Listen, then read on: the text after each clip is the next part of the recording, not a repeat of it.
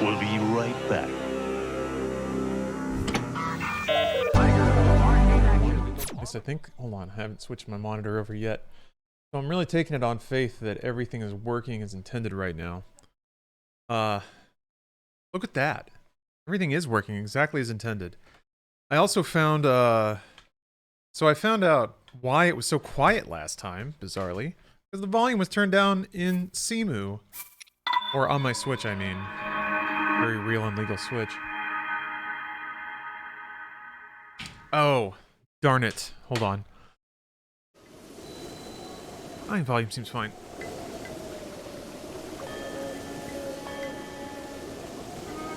Piece of equipment fell off my desk. Jeez. Oh, lobotomized? You're recovering from the Rona? You're vaxxed and boosted, which is probably why you're not in the hospital. Ugh. Well, I'm glad you're getting through it. Bad but not horrible. Jeez. Yeah, it seems, I mean, not that I've been necessarily following the news super closely, but consensus seems to be that, yeah, that Omicron is bad, but it won't kill you, especially if you've been jabbed. Stobbs, it's correct, yes. Merely by gaming hard on the Switch, I was able to boost the FPS to 60. And the resolution as well. Nintendo actually sent me a letter, and they were like, Lawrence, because they know me by my first name. We've never seen anyone play Zelda as hard as you. And as a result, we're going to unlock the frame rate of your Zelda. The resolution is 60. That's correct. Oh, JC, what's up? Oh, you got your wallet back. Great. Great. I'm glad everything worked out. Captain Cool, thank you for the 2 years of subs. Strider, thank you for the resub as well. 19 months? I mean, yeah, 19 is an awkward number. It's a pretty high prime number. Got that going for you. Secret.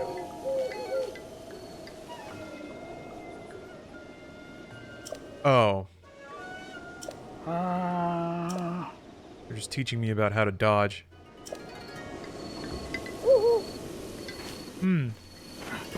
Suddenness, yes. I do intend to finish Shattered Memories. Actually, well, I mean, I guess I could be playing it now, but I wasn't intending to stream today, to be honest, but I just got that itch. I got that hankering. Got that big Zelda hankering. So let me remind myself where I was at. Yeah, I have, Jeez. Theoretically... Oh, wait. Yeah, I should go to Hateno so I can unlock the camera. I also do need to finish Indigo Prophecy, or Fahrenheit, and I definitely intend to do that as well.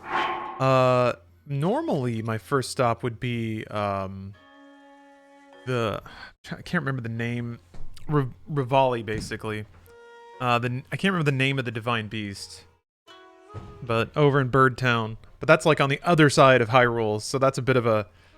That is a bit of a hike. However, first I do think I need to go to Hateno to get the camera so I can start taking pictures of things so that I can get 100% completion. Which is a bit of a pipe dream, but I'm gonna go for it anyway. I don't think I, also I don't think I did everything there was to do in Hateno. Or sorry, Kakariko. That's what that place was. You have to find all the cuckoos. Meadow? Oh, okay. That's the Divine Beast. Or something like that. Yeah.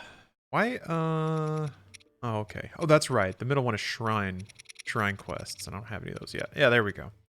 Well, that's fine. Those can stay there for a moment. Truly, I gotta get cracking on taking photos of things.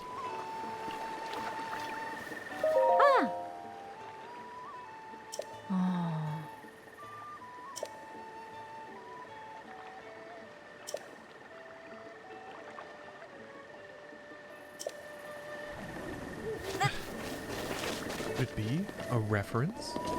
No, Zelda doesn't do that. Zeldas don't reference anything. Everything in Zelda, every Zelda game, is 1000% unique. Boy! In what directions? I want my horse.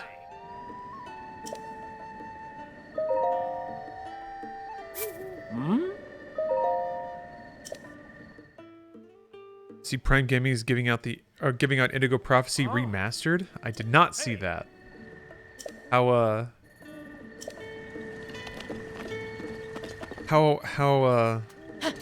coincidental. Good voicey.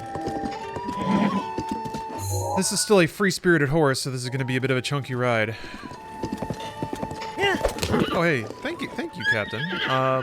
Yeah, I guess the only parts about clearing the EX encounters in 14 that I can own is standing out of the way of some of the things I'm supposed to stand out of the way of. But I think most of the work was done by people much better at the game than I. Ben Fantastic, thank you for the prime. Oh, Viniciello, hey. Thank you for the resub. Yeah, Epic Games giving away every Tomb Raider for free. Good Old Games is giving away a lot of games lately. In addition to the ones that I've vaulted out there. But they've got, they're giving away something today. I can't remember the name of it. Yeah, man, you're on a PC, all you gotta do is click around a little bit. And you can get like at least, geez, these days it's like a couple of free games a week.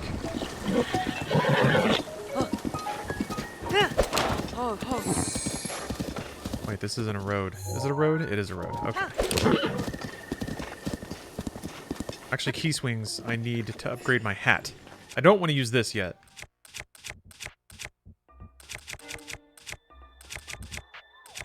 Oh god, what do I want to use? I'll use this.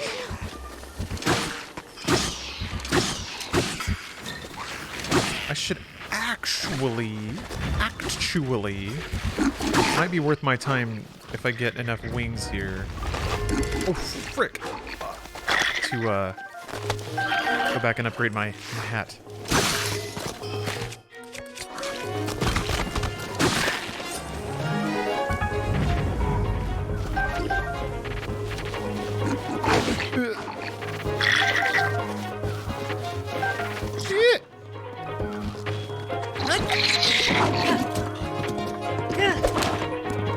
I don't want to kill anything with a life bar. That's too much work. Alright, let me go upgrade my hat. Let me upgrade my hat. Hey, Green Gobshite. Hello, chat. Hello, hello. Oh boy. I wish I could pronounce that. Konatatu? That's Irish for how are you? I'm doing great. And I apologize in advance for slaughtering your language. The good old game is Iritus. Kind of looks like Darkest Dungeons. Darkest Dungeons is another game I need to throw more time into. There's tons of games I gotta throw more time into. I gotta put more time into Inscription, baby. A lot of people were calling out Chicory, A Colorful Tale, as one of their favorite games of 2021, so I gotta give that a crack too.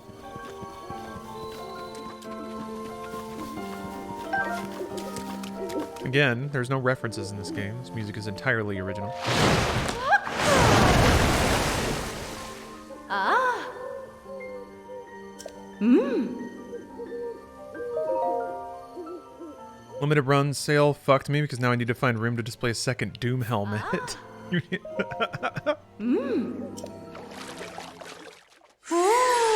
Stack it on top of the first one, or grow another head.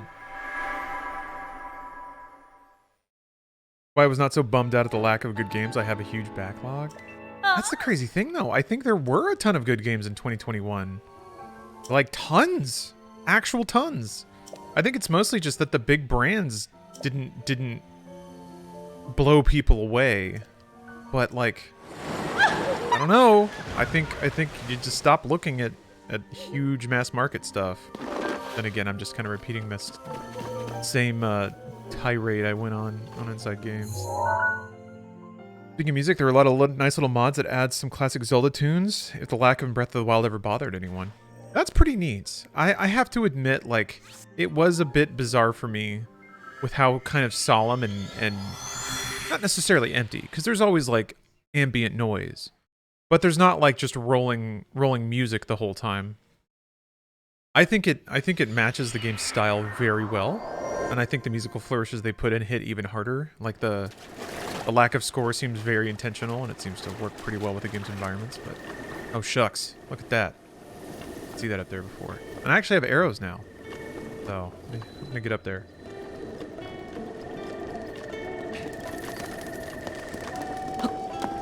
Not that way though. Actually, wait, maybe I can't yet. I might need a Rivali's Gale for that. Or I just need lateral thinking.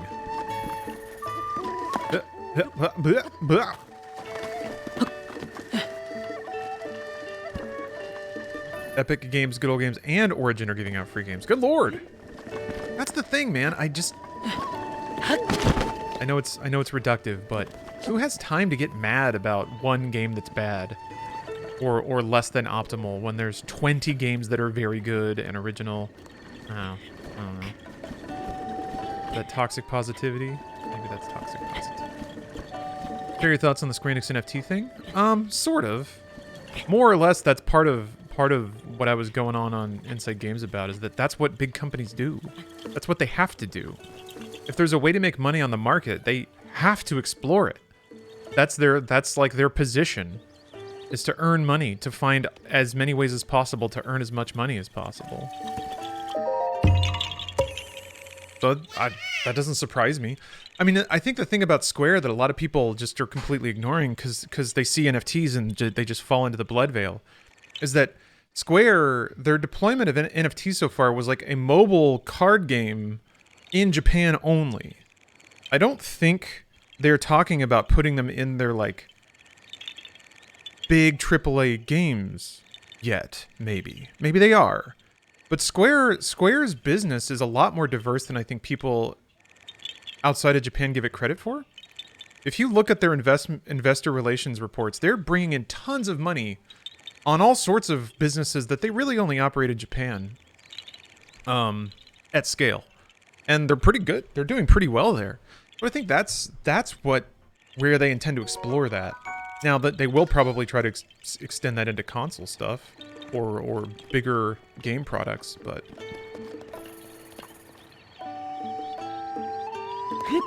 I don't know. I'll also, and this is where I might be a little too cynical or jaded, I don't have faith that the gamer zeitgeist will last. The absolute first time a game that has NFTs in it looks good, everyone will be fine with it, or they'll find a way to be okay with it. That happens like so many times. Everyone's mad until there's something they want, and then the thing they're mad about evaporates into thin air. So, you know, it's whatever. So, you know, we're in the phase of people being mad because nobody's put something in front of people that they want yet.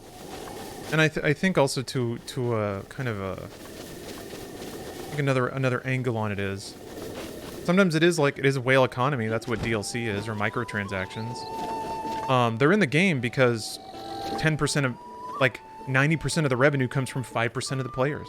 The same thing is going to be true with NFTs, I presume.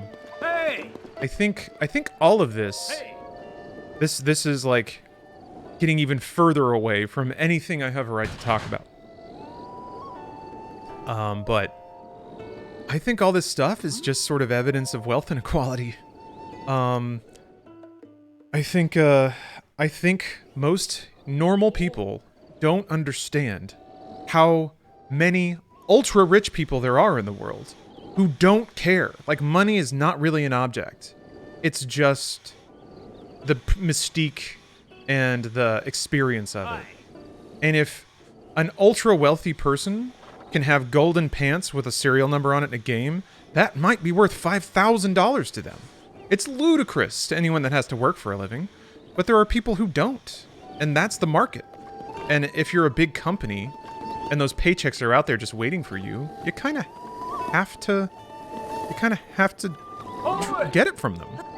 And in a way, if there is a market saying, hey, we want to pay you for this, even if it offends the other half of your market, like, if you're not going to lose players because of the inclusion of it, which you're probably not, unless you're one of the first movers, like, unless you're the one or two first games that gamers decide they're going to make an example out of. then you lose nothing. You lose nothing. There's just some angry Reddit threads and that's it. You don't lose customers. You gain money. You gain customers. Like, morally, I get it. I don't like it. I don't want it in my games. But I'm just one person. I don't know. I think... Sometimes I think games media has convinced people that sentiment and gamer activism is a powerful tool. Sometimes it is, but often it is not. And I think this is one of those cases where there's no compelling argument... Uh-oh. There's no compelling argument from people who really don't want it, aside from we're just going to make life uncomfortable for you. Because believe me, companies can be very okay with being uncomfortable for a short amount of time if it not only means they're going to get a lot of money, but also secure an entire market. So, I don't know. I don't know.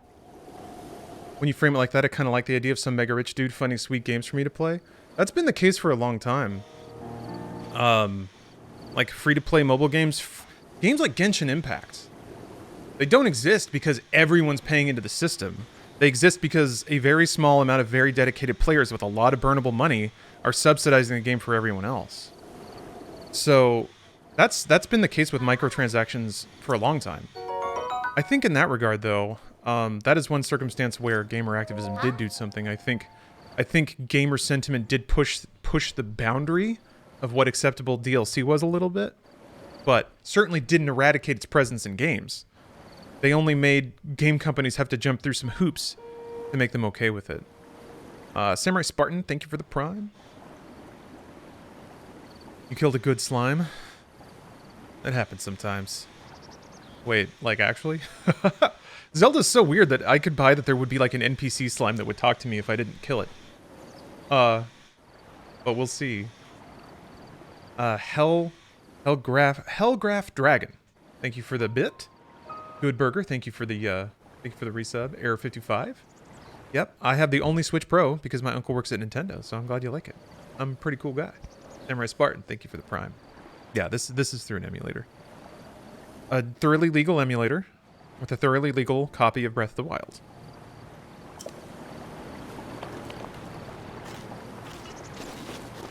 My Switch copy got donated to the Berlin airport, so...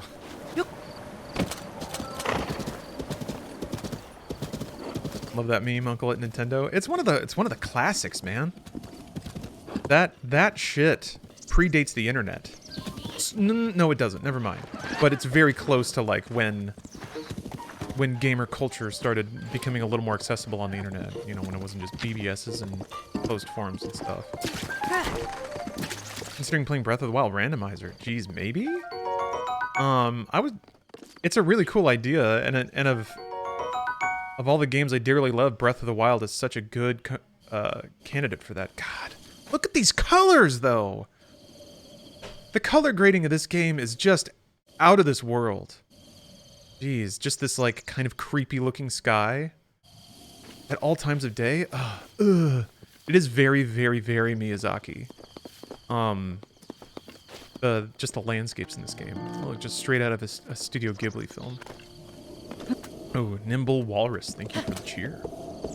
What emulator do I buy this with? You're playing this with PC controls or a Switch? I'm playing it with a Switch Pro controller on a PC.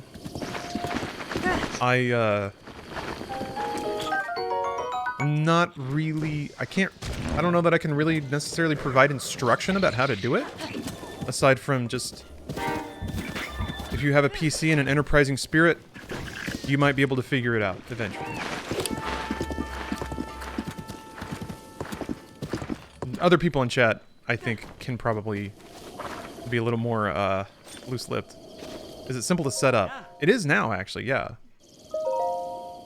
I had kind of talked about this before, when I streamed it before, but I kind of took the long way, because I followed some guides that were written, like, 2 years ago, when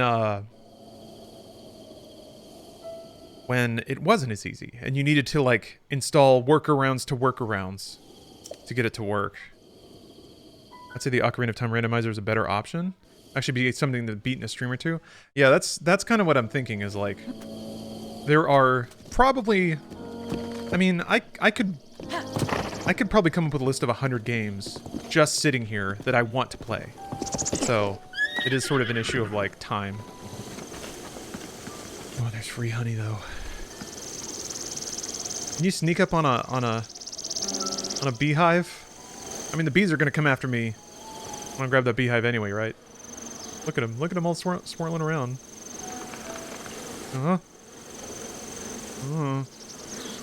They don't see me though. Oh! Oh, they're forming. Ah! They formed in... I didn't know they'd move into like an X formation. Is that like the Japanese X versus the O? Like, don't do that? Just bomb it? Can't. Those bees are really cute. Wait, hold on. There was, I need to check out this cabin, though. How do I learn this game fast? ASF? Fast as fuck? You mean like, how do you learn to speedrun? But the, I mean, the game will teach you how to play it. It's got a tutorial. Where are you in the game? I haven't done any of the Divine Beasts yet. I've gone to Kakariko, and now I'm going to Hateno, so that I can unlock my Sheikah camera. And then next stop is whatever the bird Divine Beast is, so I can get Rivali's Gale. Well, this is a cozy little cabin.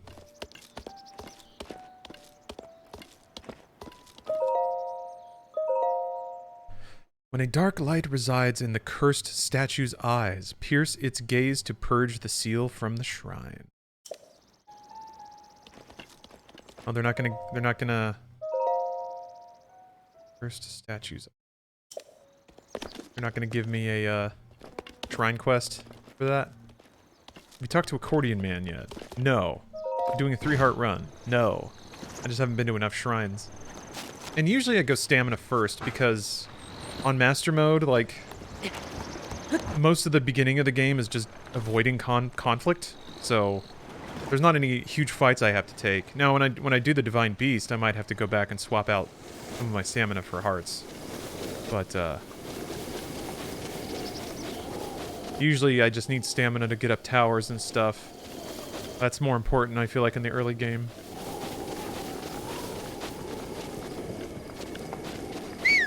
See if my horse comes. What are you doing? What are you doing? Wait, where did I leave my horse? Oh, there you are. There you are, buddy. There you are, Squart. Oh, you have almost the same progress, Apex? Alright, well. The race is on, then. You ever played the PS2 Sly Cooper games? I didn't. I actually missed out on virtually all of the, like, PlayStation and PlayStation 2 platformer games. Didn't play Sly Cooper, didn't play Jak and Daxter, didn't play Spyro, didn't play Ratchet and Clank. Actually, I caught up a bit on Ratchet and Clank. I finished the first one, the remaster of the first one. Wait, no. The PS3. Because they also did a, like, a remake, right? Of Ratchet 1?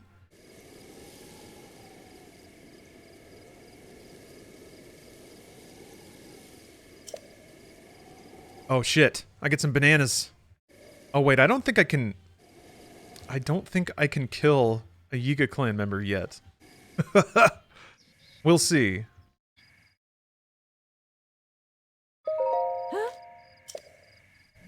Yiga clan?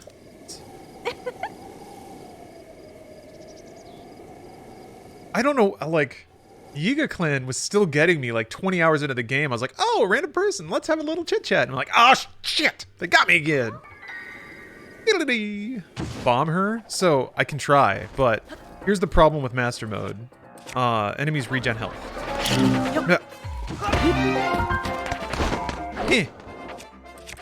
So like, the cooldown on the bomb is not enough.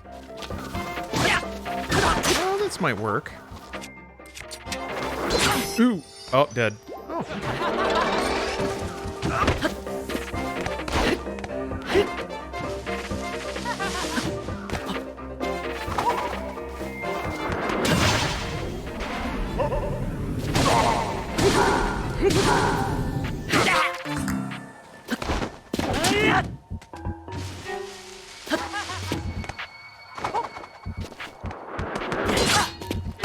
Fuck. Yeah, see? Jesus. You have to get like 2 in a row. Damn it. This sword is too slow. Shit. Alright, I'm just gonna get out of here. I don't think I can take this fight.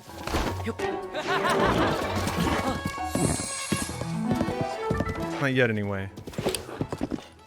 Once I have, like... I could have used my Guardian Sword, I guess. That probably would have done it. And if I had learned the dodge timing.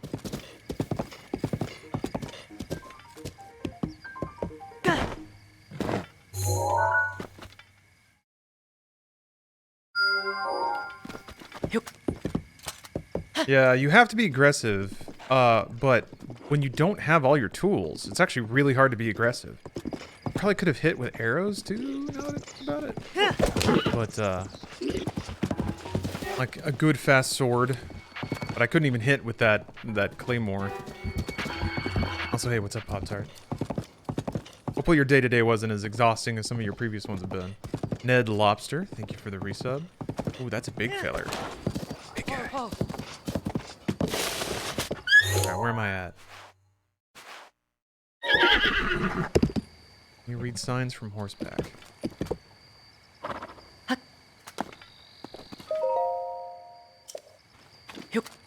Alright then. I don't remember where the tower in this zone is, but I'm sure I'll find it eventually. Oh! Well, what do you know? It's right there. Drop a little guy on it. Oh, Barf Step? You're almost to the VIP or ban, huh? Glad to see that your expectations are set properly.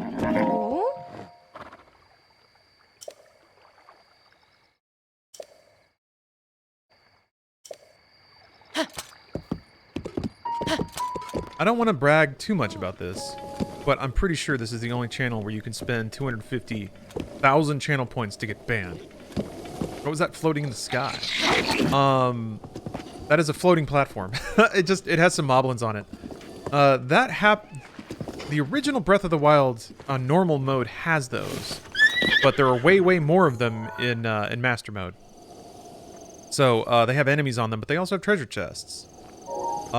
This one is like, if you jump off that tower, you can probably glide there, or at least knock it down. So if you shoot some of those octopuses, it'll dump the chest, and then you have to pick it up. I thought that might be more Yiga Clan.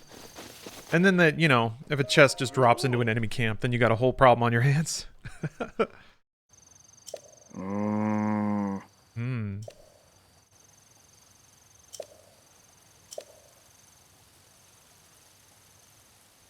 Oh, he sells. Oh, ooh.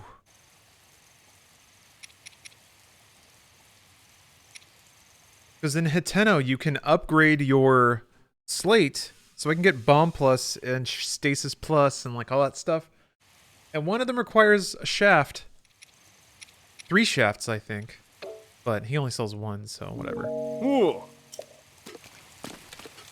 I don't recall ever seeing those in normal mode. I'm pretty sure they exist. They're just not very common. I could be wrong, but I'm pretty sure that's the case. I'm not a Breath of the Wild historian. I require 3 shafts as well. Oh, someone asked about my New Year's Eve. I streamed. I actually streamed, so I had a great time. Just kind of crushed some seltzers, popped some seltzies. I was scoping out the... Wait, why are they stunned? Oh, those are people. Oh, shit. Fuck.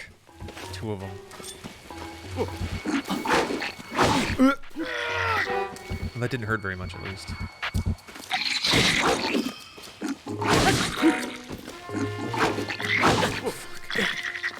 Not the timing of any of these weapons.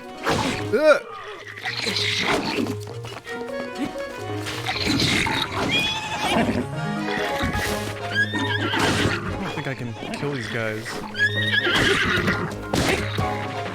Especially when it does that, man. When you like bash them super far away.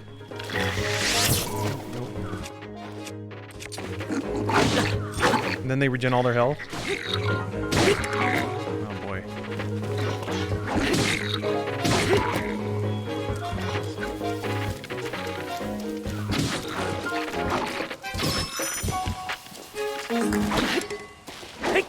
No!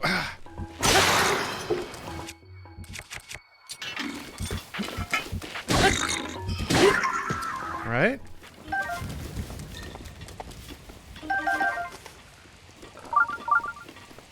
You guys waking up yet? Or do I have to... Probably have to kill the other one. Oh, okay. Alright. I got a lot of Guardian but going to the castle and killing a lot of them. Yeah, that is something you can do if you are either...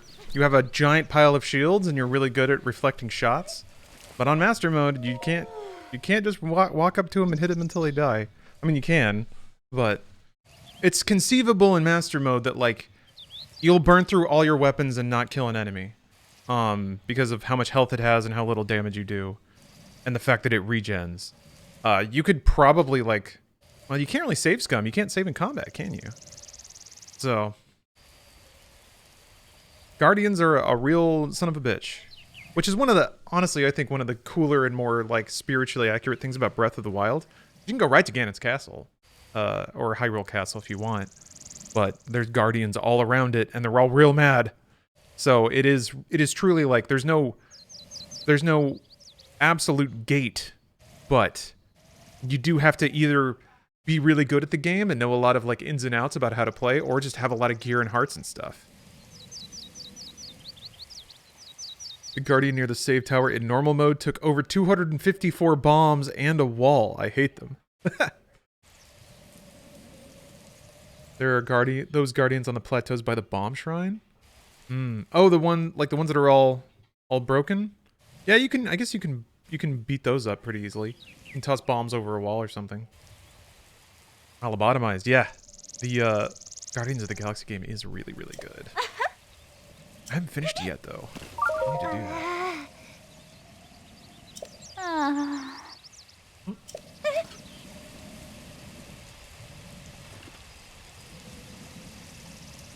I think Breath of the Wild might also have the biggest cast of, like, NPC characters. Just, like, named characters that have personalities, even if they're not, like, story critical. Yeah, King, there's a lot of talking in Guardians. I mean, they're all mouthy characters. It kind of makes sense. I guess with the exception of Drax, maybe Gamora, but everyone else is just, like, chatty by nature. Love the Truffle Sisters, such goofballs. Yeah, they're fun. They're cute.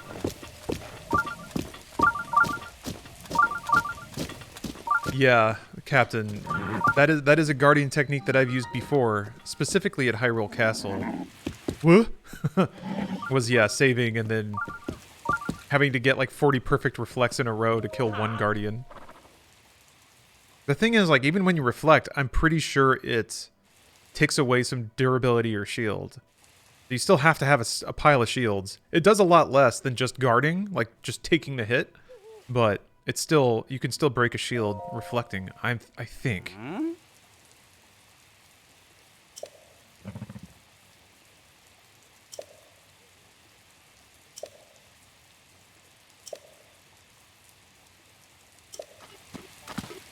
Tad. Calm down, Thad. Never try to kill a Guardian, but it's in the trailer. You gotta do a backflip off your horse and fire a Guardian arrow right into its eyeball. Perfect Guard doesn't drain durability? Really?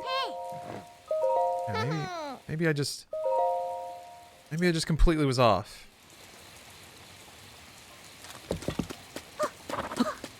Oh yeah, he shows me the, like, cursed statue. Let him go. An enterprising young fella.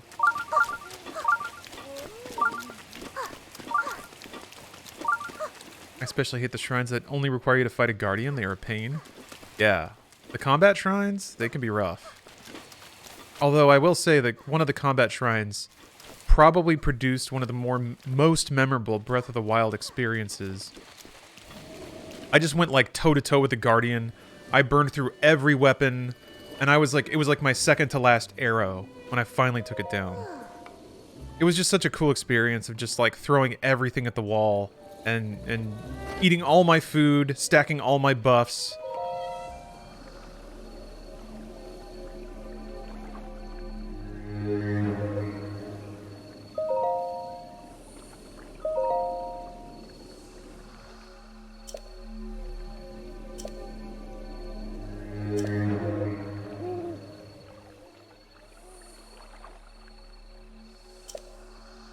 Hopefully somebody develops a nice software that gives a launcher for multiple game libraries. Spiff! Allow me to introduce you to GOG Galaxy, because that's exactly what that is. It's for PC, but you can sign into all of your accounts. It even does PlayStation and Xbox. And it collects every game you own through all those services into one library. And then even from there, if you hit play on any of them, it'll launch the respective launcher and then launch the game for you.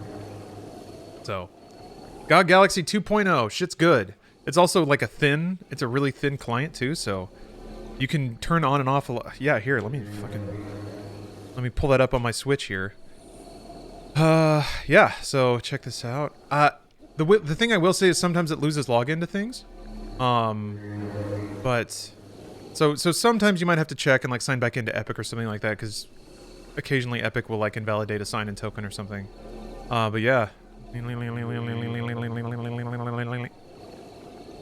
This is really, really handy because often, based on how many games get given away and how many games come into and out of subscription services, this solves the problem of buying a game you already own or have access to. Yeah, Otter. It even tracks subscription services. So I have Lego Batman 2 on Steam? I do? Okay. Neat, I guess. I didn't know I owned that. It even has cover art for everything, which is not immaterial. Like, that's a lot of work.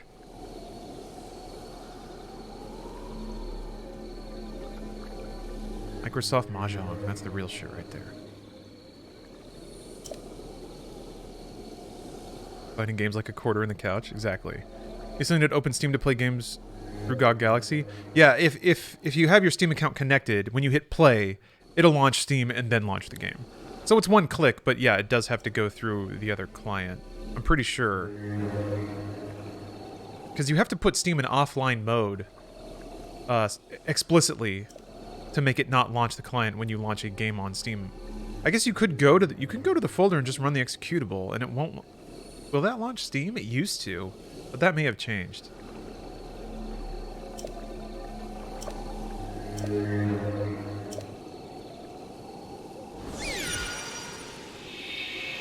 GOGs and good old games? Yes. Yep. Good old games from CD Projekt. So, I guess if you're boycotting them on behalf of your offense for Cyberpunk, it might have to put that aside for a minute. Certain games have integration with Steam, so it might have to launch. Oh, okay.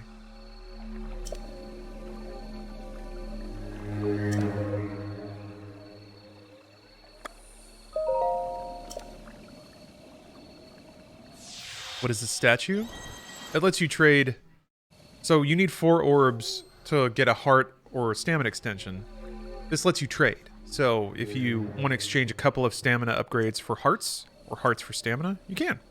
The first one's free, and then it costs money. I'm eager to help tamper with your essence anytime you want. This I actually sometimes want to find later, and I can't remember where it is, so I'm gonna put a little marker there. This is like kind of around the bend. Wait, that's suspicious. Oh, is this the thing where you can? Oh yeah, you have to throw it into an Octorok, right? And then they'll spit out a nice clean sword for you.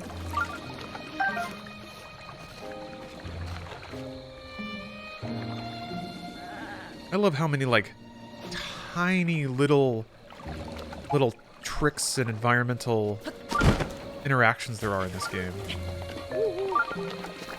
Can you play Legend of Zelda on PC? Yes, you can.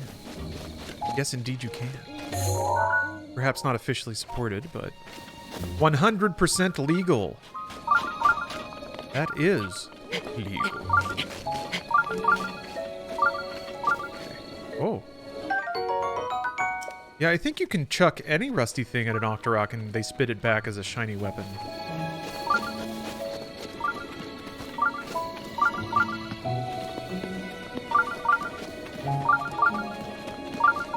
How long is an acceptable time to have Christmas tree up after New Year's?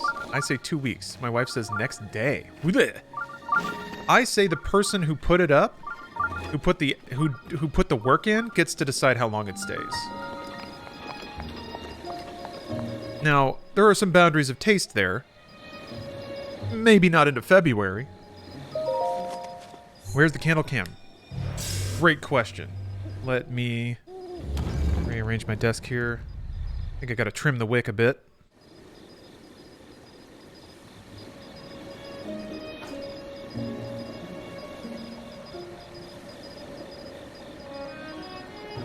How many people would... Ooh, Dotcast, wait for it. Remind me that you redeemed that. How many people would rejoice if Nintendo made a PC launcher? It's not... It won't be like that. If Nintendo makes a PC launcher... God, it would trying to think, what would be the Nintendo way to do it? I want to say, like... It would be a very clunky, obtrusive launcher. And it, like, all the games would be hyper encrypted. Probably, like, they'd probably run weird, I would guess. And Nintendo would probably only put their mobile games on it. That would be my prediction, is that it would be like a desktop Android emulator that runs Mario Kart World Tour. And that's it. And everyone would lose their minds. Because it wouldn't be, you know, Mario Sunshine or whatever. I think there might be... I don't know. Nintendo's also super protective of the manner in which people experience their games. They try to curate that experience as much as possible. It's a very Apple sort of sensibility. So I don't think they'd be okay with people... Like, what they absolutely would never want is somebody running a new Nintendo game on an old Dell laptop and have it running at like 10 frames a second. Or people modding in like big tits on Zelda and then taking video of that. Like, those are the things they don't want. Because they're a lot more like image and brand conscious. So I think not only like there would be ways to prevent all that. Very harsh way. Oh shit. Blood Moon. Big tits on Link. Big tits on Linkle. So I don't know. It wouldn't be the like glory. It wouldn't be PC. Like it would be the Nintendo experience on a PC. Okay, let me throw away this chunk of wick I just trimmed up.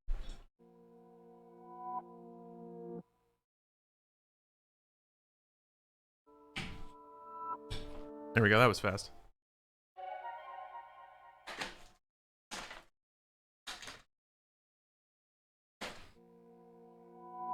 John Wick 4, chunk of wick.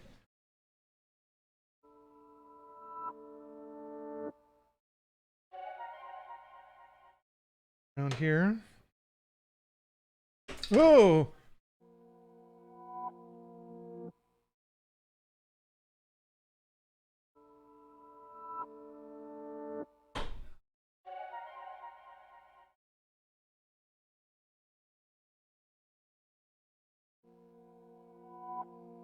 I have like a really cheap arm for a webcam on my desk. That's how I do this business. All right.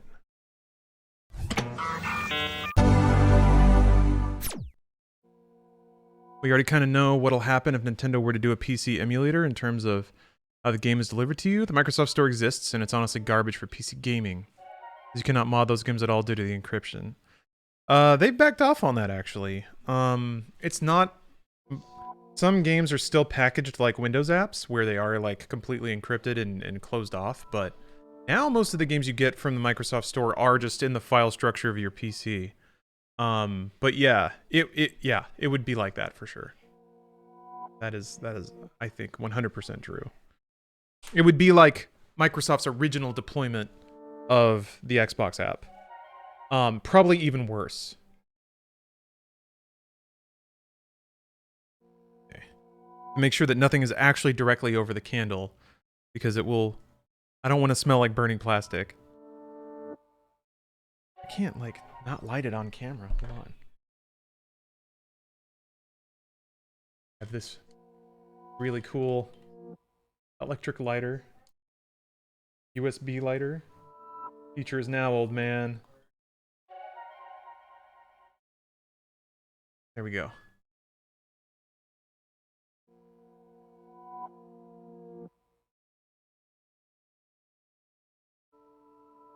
That's cozy. That's real cozy. Okay. You've been traveling a long time, Twitch viewer. Rest for a moment by the fire and warm yourself. Actually, hold up. Let me pull focus on that.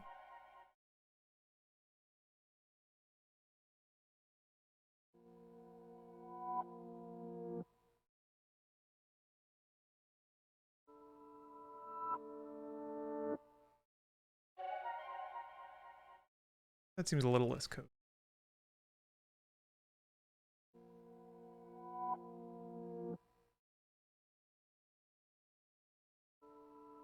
There we go.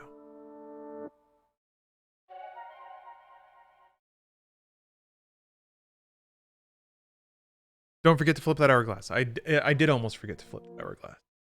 Although with the exposure like this, you can't see anything. Maybe if I do that. It's still really, really hard to see. Get out of the way. Get out of the way. Just a second. Just a second. There.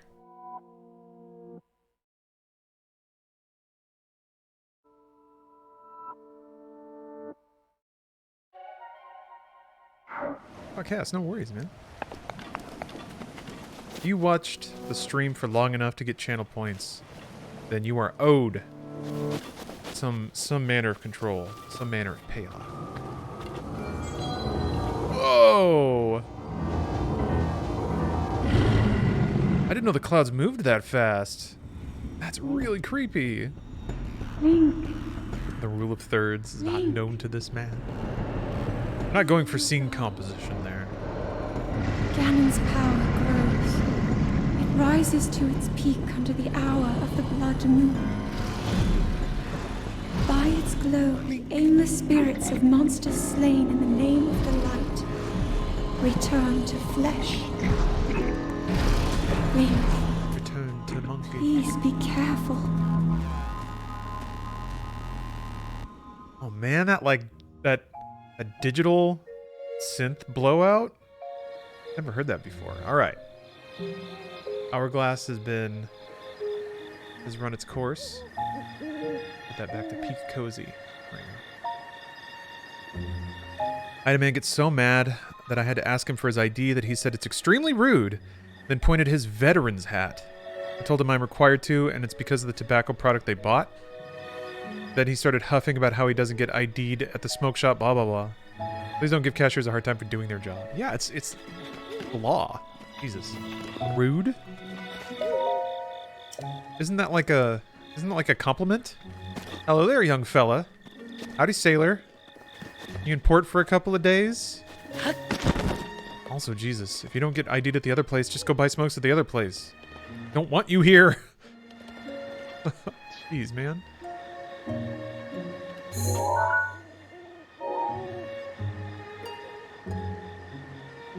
I never went into the shrine, did I?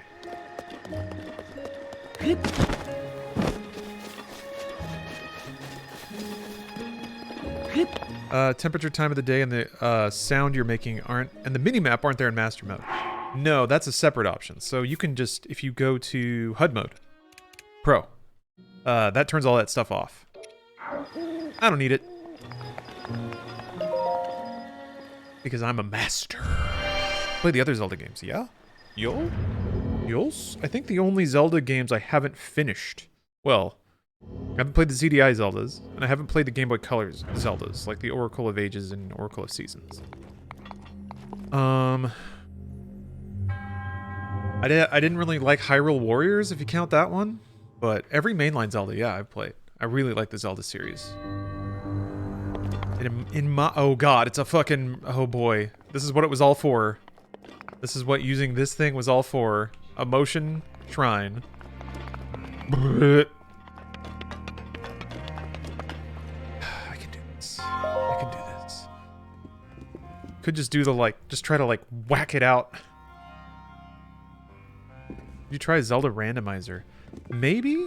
I feel like Zelda randomizers are good when you've played a Zelda so much that you know the entire game back to front. I don't know that I've played any Zelda game enough to know it like that. Or rather, I don't know that there's any Zelda game that I want to play indefinitely. Like, rather than replay a game I've already played with a randomizer, I think I would probably rather just play a different game that I haven't played yet. I really, really, really like variety, says the guy who's, you know, played Doom for like 5,000 hours. Mostly, I think, perspective makes this part so fucking weird. You gotta, like, ramp it down and then ramp it back up. What I like are mods that... Ooh! That's actually way easier. Somehow the motion controls on this are, like, mapped way easier than they were on the original game. So that's good. I think it's just, like, not as sensitive, so that makes it way easier to just, like, move things around. Yeah, Spencer, it wasn't like that when I did it either. I think I remember, it wasn't this one, but it was, like, the one where you control a hammer and you have to, like, whack a ball with it. I was doing that on an airplane on my Switch in tablet mode. So I was like, yeah. And I remember, like, I only had, like, this little box in front of me to move. So I was like, So let's see here. I gotta position this so I can go get that treasure chest. Maintain my 100% playthrough. Oh, just flip the whole shrine, or flip the whole thing over and use the flat surface? Oh, does the ball respawn at the same spot? So you could just, like, respawn it on top? The trick is to lay down in the aisle for maximum gamer range. I think the aisle is probably the only place on an airplane where your elbows can... Not quite. Wow. That's so sick, though. Like, how many even immersive sim games give you that degree of freedom and are that resilient to your inputs? I need to cook food. Might as well, like, make some stewed fruit or whatever. I love how Resident Evil Village had those mini challenges similar to the ball challenges in Breath of the Wild. Yeah. I always like ball rolly mazes. I like ball rolly games in general. I was really happy. Man, maybe... God, now that I have a Wii setup mostly working, maybe it's time to dig Korra Rinpa out of the archives. It's gotta tilt it down a smidge more. Yeah, the motion control here is just way, way, way easier to handle. Look at that. You get that, like, fine control. It's gotta be more. What about that? It still doesn't look like a jump I can make.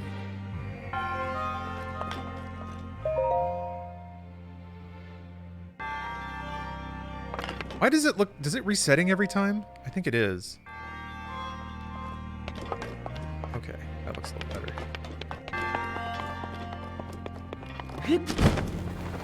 Marble Madness ever get an upgrade? Oh, yeah, there was like, what is it? There's been some marble rolling games. There was one that was like a pretty hot ticket on Twitch for a while. Because it was multiplayer.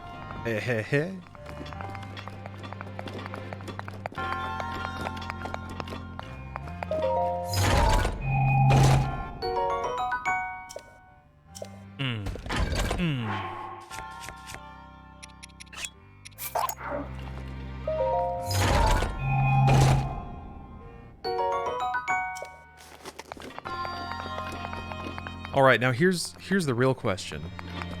What percent is 100%ing Zelda, but also making sure that every picture in your codex is a nice, well-framed, presentable, pleasing to look at photo? What percentage is that? Is that like Nikon percent?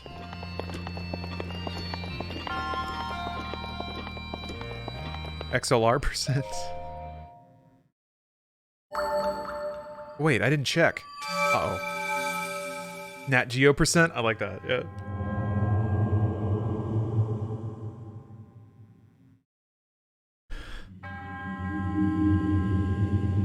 Yeah, how many of my photo weapons are just like the one pixel overlinks back that I can get? When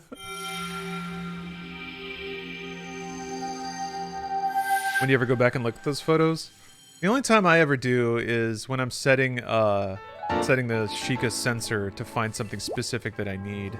So sometimes you need a specific weapon or like a food item for a quest or recipe or something.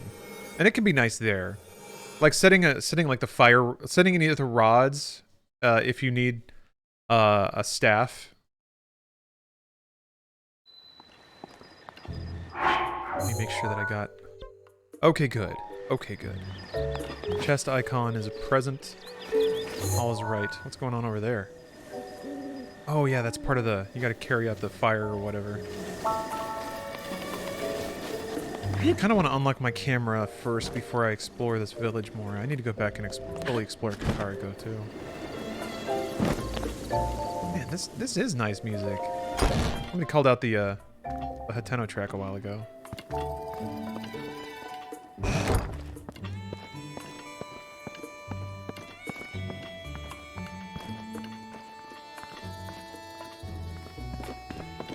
Rupees.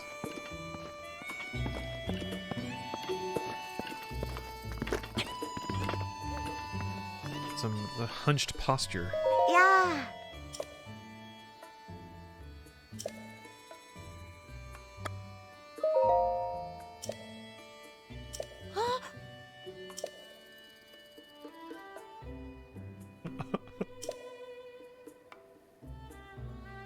Just feel more confident over here.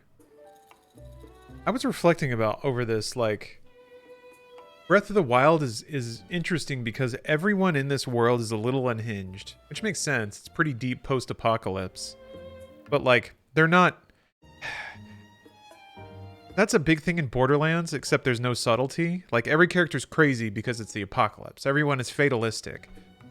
And that just means everyone screams all the time. Whereas in Breath, like... It's almost like social norms have eroded, so everyone is just really weird. Because there's no society around, Joker society, to sort of push social norms on people anymore. So you just get some funky people. And they're not bad, and they're not evil. They're just weird. She likes standing in this corner. It makes her feel better. Okay. Right, sure. You know what, Sophie? You do you. No one else is going to be around judging. Thank you for waiting. She thanked me for waiting when she was explaining her own store. Normal wear to adventure wear. You'll find it where? Right here. That's a nice little line. Oh. Majora's Mask has fun characters too. Yeah. Really similar sensibility in Majora's Mask of like these people find a way to just carry on doing their own thing even though there's a big angry moon about to smash into the planet. They're just like, well, you know, whatever. Just another day. Can't process that right now, so I guess I'll just keep stacking these boxes.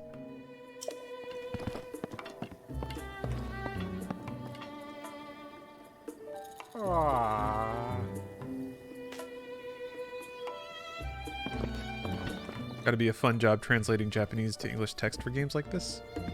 I think it would be a fun challenge to translate the social nuance of lines. But, what is not fun is that translators can sometimes be the target of a bunch of real angry nerds. Yeah, until the third day where everyone freaks the fuck out. I take it back. I haven't finished Majora's Mask, which is tragic. Ooh. I think the last I got pretty far in it in the 3DS re-release, I think.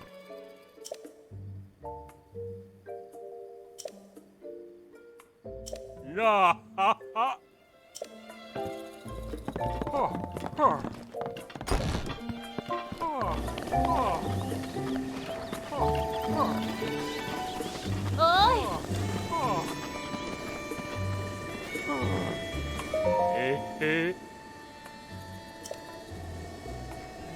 They have everyday goods and even everyday greats.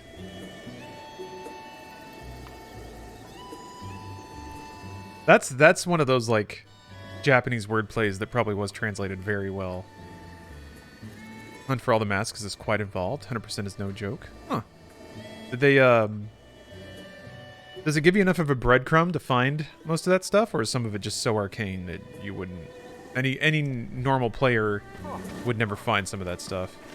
Zelda can be that way sometimes.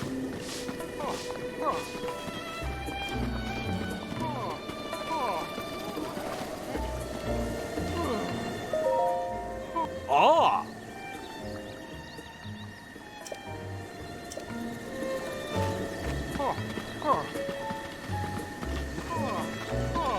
Oh, there are hints for everything? Wow. Yeah. Pretty special game. Pretty ahead of its time in that regard, too. Like, hold on. I like how the world freezes when you talk to people. Checking everyone out today. The checking just never stops. Busy, busy, busy. Gotta lean on my stables and just scope people out. Yeah, Captain. Majora's Mask did have a quest log, which games didn't even really have that back then. Not to mention, like, open world games hardly existed at the time.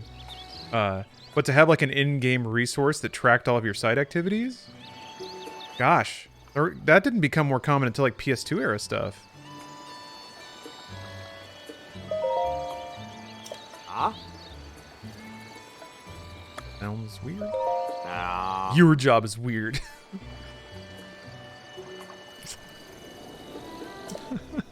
Whatever it is you do.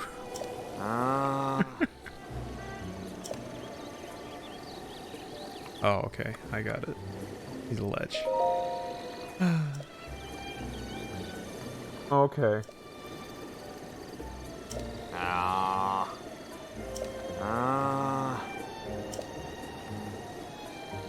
My buddy's friend. Alright, Manny.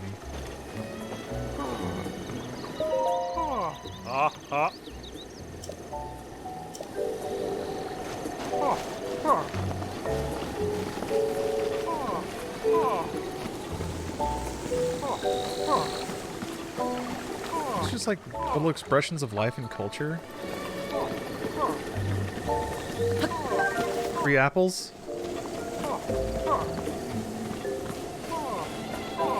Love how enthusiastic this dude is to give a tour.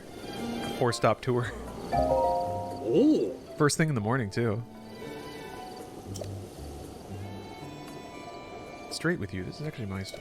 Yeah, I know. We met there.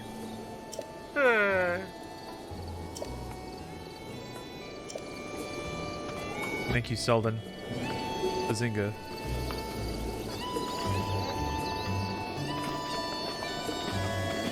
Hey! Ever get around to playing Majora's Mask? There were nice up-res texture packs for the original version and the 3DS version. Wouldn't play the 3DS one without the fix to remove the god-awful changes they made to the movement in that game. Huh, okay. Yeah. Certainly sounds like my kind of shit. Visual brush-ups, but like gameplay the same?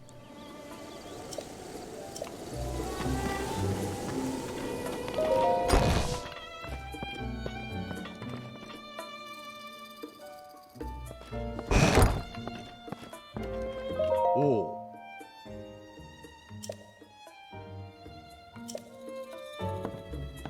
Accusing me of stealing? I don't know why you would do that. Link has never once stolen anything from a merchant in a Zelda game. I remember having my file be renamed Thief in Link's Awakening and being very distressed as a child. That was also when I was like deep into like very conservative Christianity teaching where it's like sin will follow you forever. And I was like, no! No! Chili 2001, thanks for gifting 10 subs. Thanks for the sub bomb. Appreciate you. Appreciate you.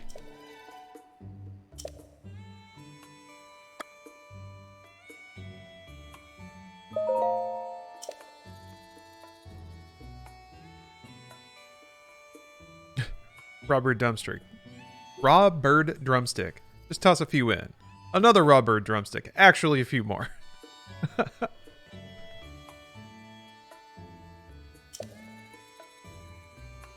One suitable amount.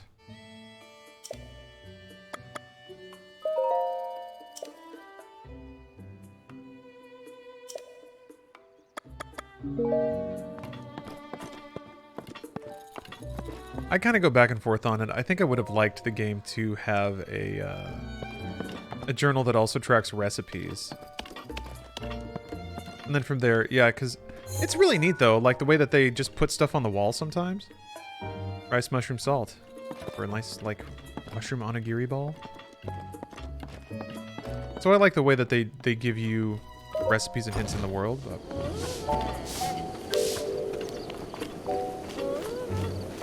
It feels like you have to be pretty single-minded and determined to cook some of those recipes. And you'd have to do that a couple times before you just remember them. Oh, if you make a dish, you can see the recipe for it in the food menu. I didn't know that.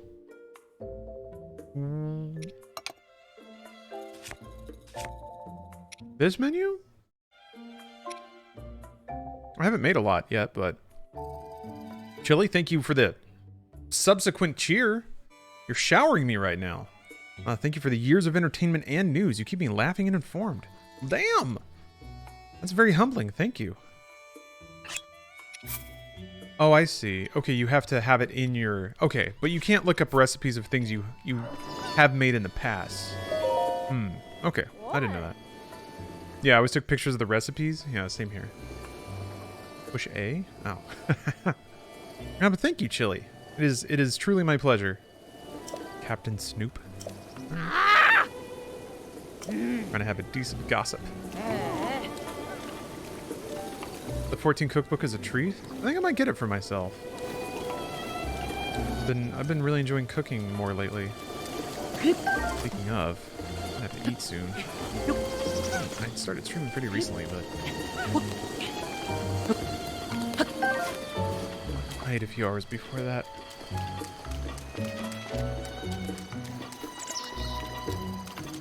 Right, I was supposed to unlock my camera.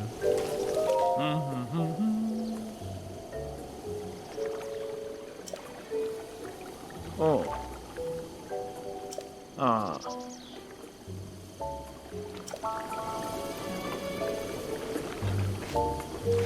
He's side-eyeing me hard. I want his quest, though. Punya, I am using an emulator. Using Simu. Oh.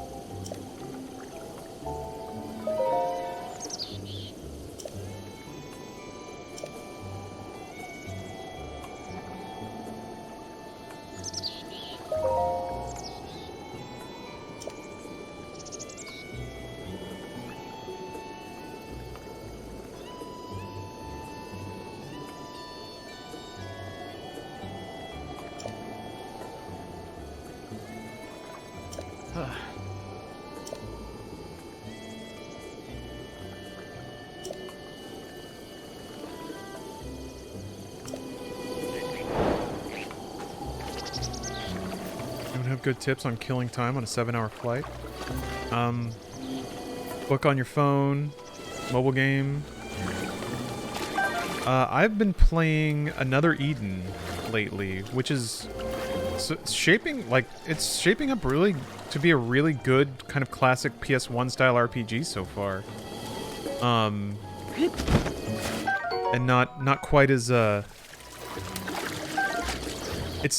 It's got a ton of like drawable characters, but it's not as gacha heavy as something like Genshin Impact. And it's got really nice music, so that would be a nice little played game. Watch The Matrix Resurrections 3 times? Yeah. That reminds me, I'm thinking about doing more just vlog style stuff for YouTube in 2022, and spewing some hot takes about Matrix 4 would be a good way to start. Speaking of, here's Keanu. Keanu Reed. I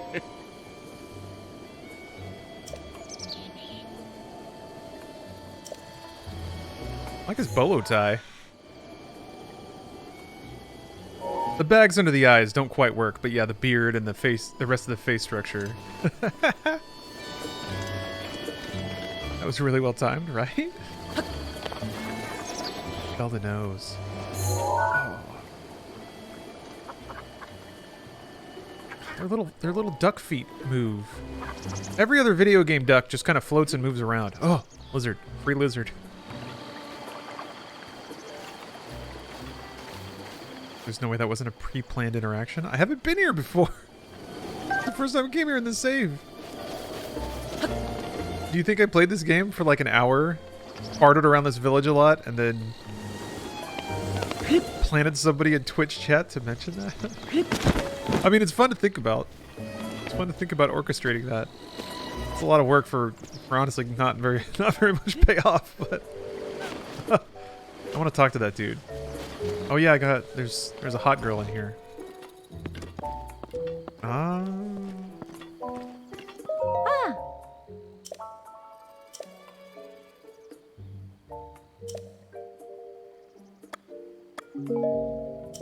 I guess I gotta talk to her when she's not working.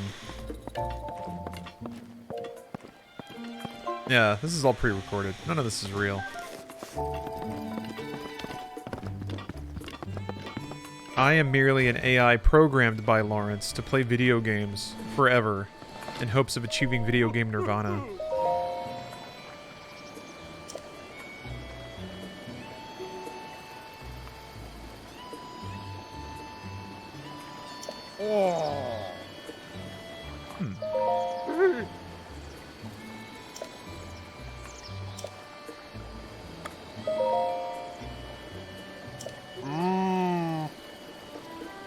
I have to talk to her behind the counter. Alright, that makes sense. Ah. Oh.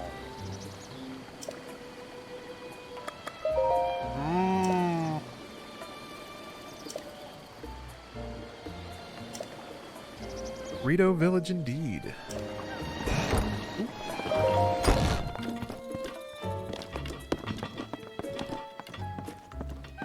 Oh, you have to stay the night to talk to her? Oh. Oh, here we go. Okay.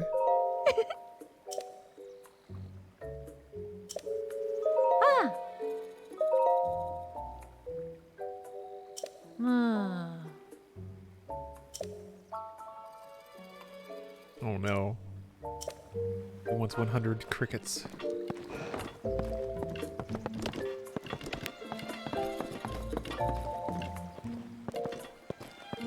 When you play Infinitas, do you understand Japanese or do you just guess what it means? Well, it's an arcade game, so there's only so many menu options, and you can kind of figure out what the buttons do. The game itself, you don't have to read to understand because it's music. Like, you wouldn't have to really understand English to be able to play Guitar Hero or Rock Band, you know? You might fiddle around in the menus and, like, accidentally turn some options on and off, which is what I do nearly every time I play Beatmania. So, yeah. But it's pretty straightforward. And there are guides on the internet of what all the menus mean.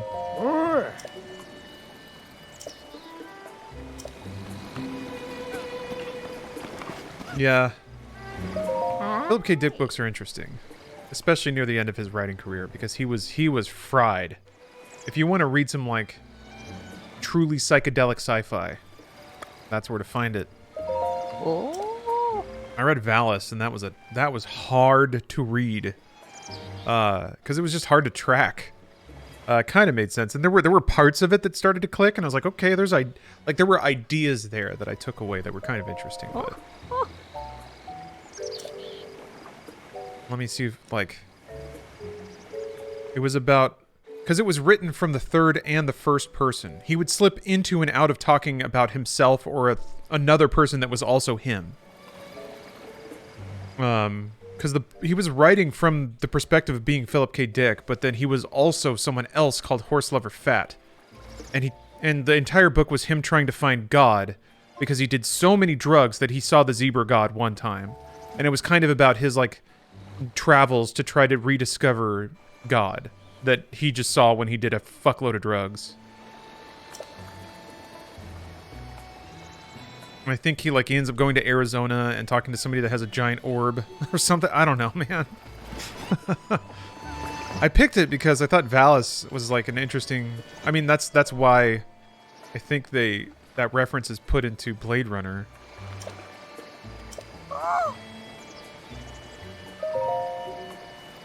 Yeah, he wrote Do Androids Dream of Electric Sheep, but it's not the same as Blade Runner.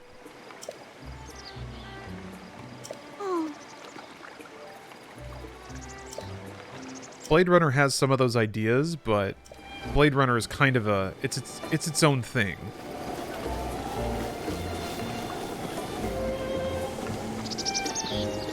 He didn't write Neuromancer. That was William Gibson.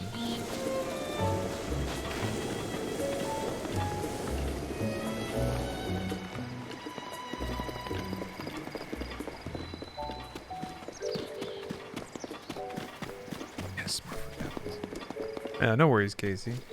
That's the weird thing is like Blade Runner is very very connected with cyberpunk noir basically. And because it was based on Duandre's Dream of Electric Sheep, people naturally assume that that story is, or that other formative works of cyberpunk were written by Philip K. Dick, but his writing isn't very cyberpunk. It's more like psychedelic sci-fi. What about Lawnmower Man? That was Stephen King. That was Richard Bachman, I think? Or it was under Stephen King. I can't remember what the pen name of that was.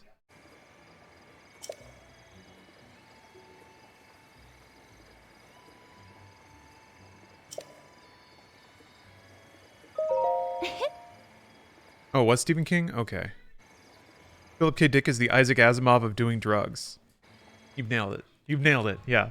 If you want your Asimov a little more like acid brain fried out, but Philip K. Dick is your man.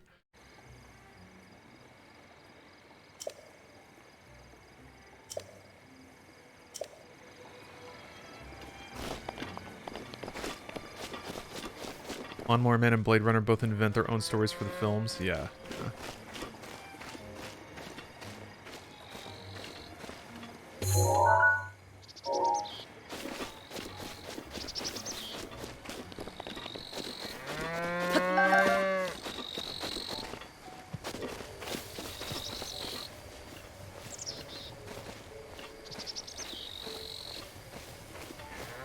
So pleasant.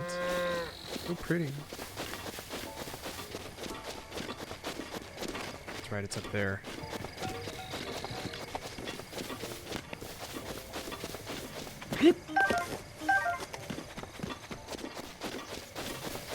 Steph actually read the Steph read Scanner Darkly. I haven't read or seen it, but got some beats of the story through her. And yeah, shocker, it's about drugs. From the sounds of it though, and again, this is secondhand, but it does sound like it's got a fun, like unreliable narrator aspect to it.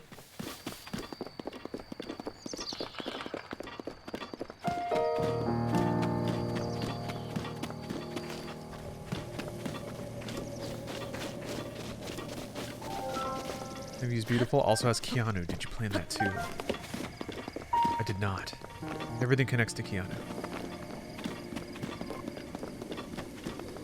No, Yondo, I haven't read the rest of the Sprawl trilogy. It's on my list. I'm finally making some headway in this ridiculously, frustratingly academic book. It's got some really neat ideas in it, and it actually it forwards a lot of the philosophies that the Matrix 2 and 3 ended up really running with about mankind's relationship with technology, and how assuming that technological advancement is an innate good to humankind ends up robbing humankind of its free will. It gets pretty heady. I'm pretty sure I wrap my head around that. Right now, though, in the book, he keeps describing about how technological advancement has become like a new, what's the word? A new estate in politics. And essentially is now just kind of going point for point with other academics about their assertions and whether or not they're valid or not. And it's just so up its own ass at this point about like kind of calling out other people in academia that I'm not getting too much out of it anymore, but I kind of want to finish it just to finish it. What book? It's called Autonomous Technology. And it came out in like the 70s, I think, mid 70s. But it did kind of nail a lot of the issues that are now very visible with society's relationship with technology. But it is academia, which I'm discovering I don't have a lot of patience for.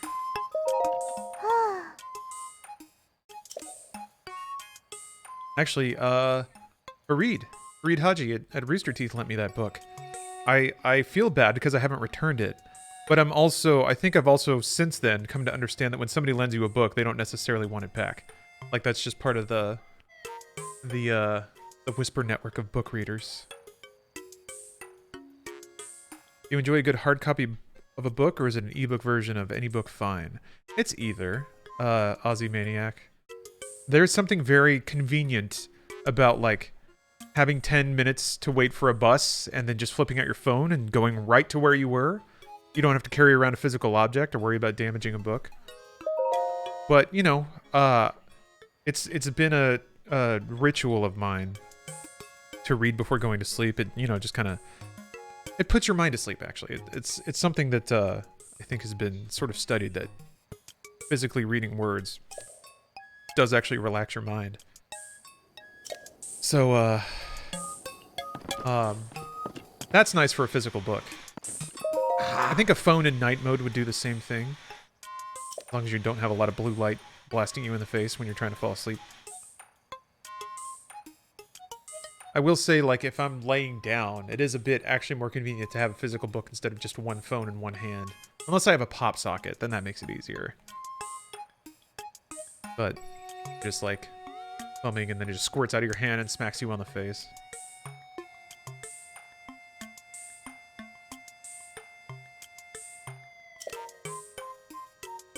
Hey, speaking of books, I must have planned that too.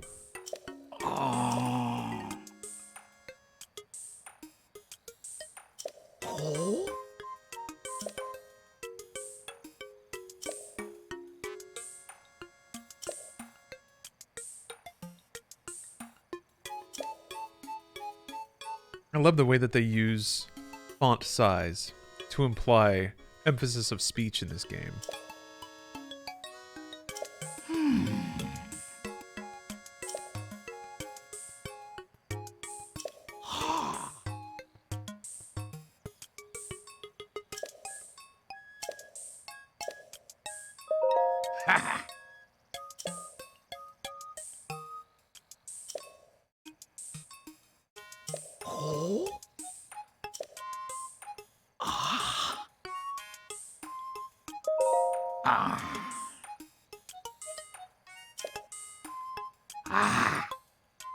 I love all physical media, and I'll be sad the day it ceases to exist or becomes niche. I mean, yeah, we're well on the way. I think physical books are pretty niche at this point.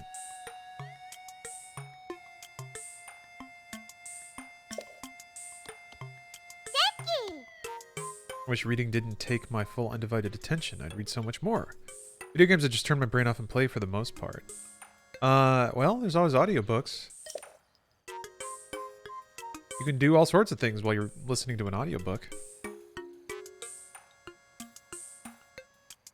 Probably can't listen to anyone else talk, so you probably can't, like, watch a show, but you can do house cleaning, do your laundry.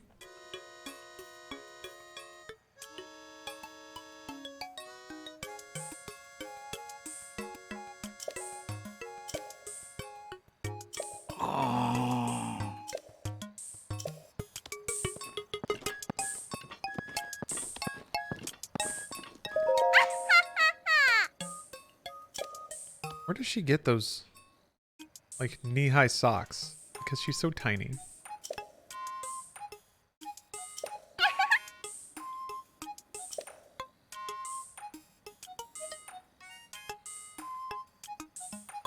I never noticed this before, but the three arrows on the top of her glasses.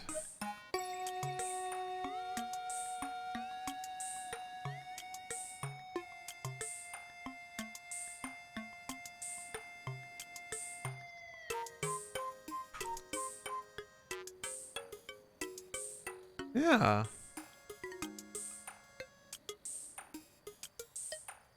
Lens of Truth from Ocarina. I think it's also... Isn't that just the, That's also kind of in the imagery of the, like in the temples when that little eyeball logo, which I can't remember what that is representative of, but... That's neat. It's the Sheikah eye. Okay.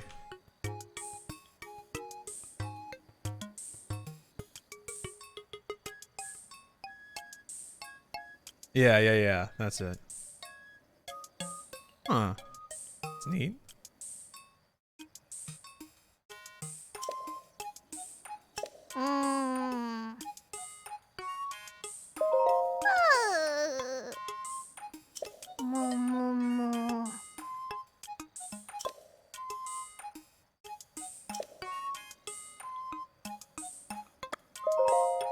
humu.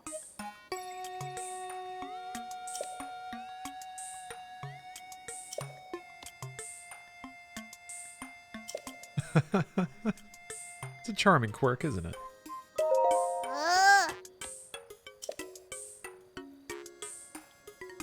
Mm.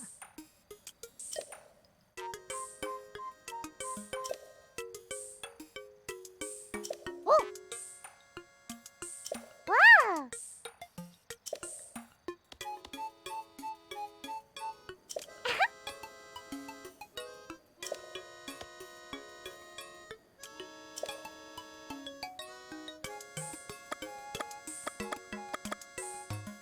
What if I say no?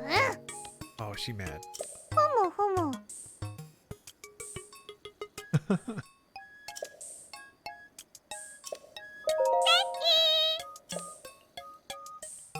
Oh. Oh. Ooh, CPTP. Thank you for the prime.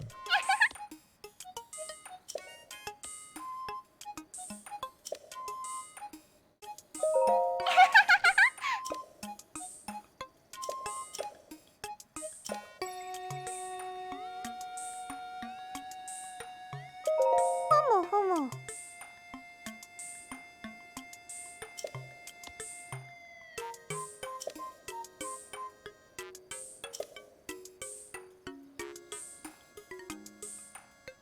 Oh yeah, Hyrule. Thank you for bringing that up. Get a library card.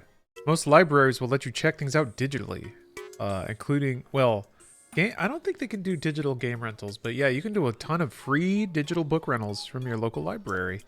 I need to take that advice myself. Los Angeles Library has got a pretty sweet setup.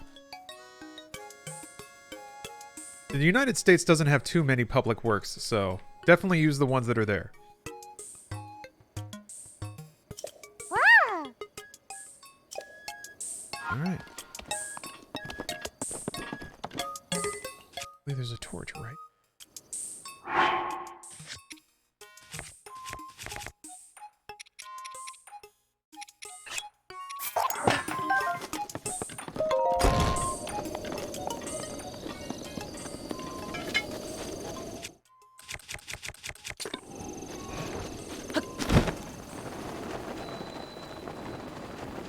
Having fun isn't hard when you've got a library card. The only thing that is a little less than ideal is that if you get a digital book, you don't get to hear the librarian like stamp the card. I don't even know if they do that in actual libraries anymore. There's probably barcodes on every book and they just boop it.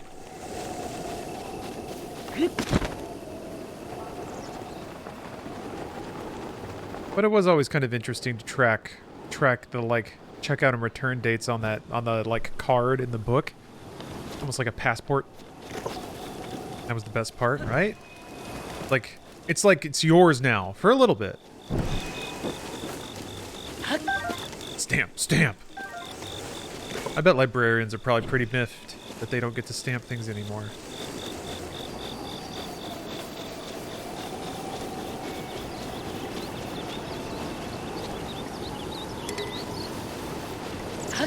No, that doesn't work. You can't walk through that, can you? No. Does that pad you see outside of Pyrrha's door and in other places throughout Hyrule have any significance? Is it just a fast travel point? I mean, fast travel is its significance. Yeah. Beyond that, I don't know if it has, like, lower implications. I could chop down one of these trees, maybe. I left my axe, though. I think maybe I can throw? I can throw the torch at it. Or go the long way.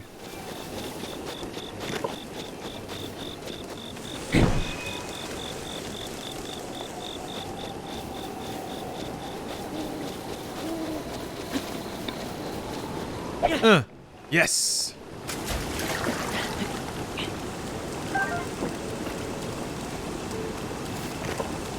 You shoot an arrow? Oh yeah, you could probably shoot an arrow. You know what? This way I didn't waste an arrow. Although arrows sometimes bounce off and you can pick them up again anyway. Oops, I thought that was sprint. I mean, it is sprint, but can't sprint with the torch out.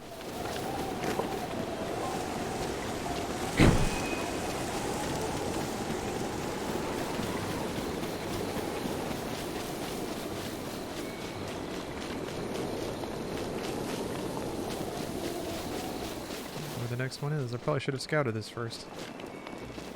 I don't know that I did it this way before. Oh, there's something.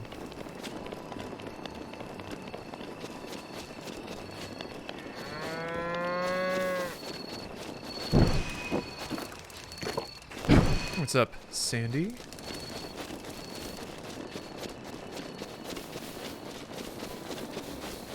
Oh, goodness. To talk to that person.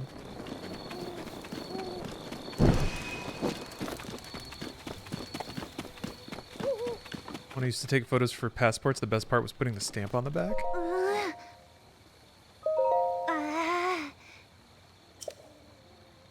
That sounds really fun.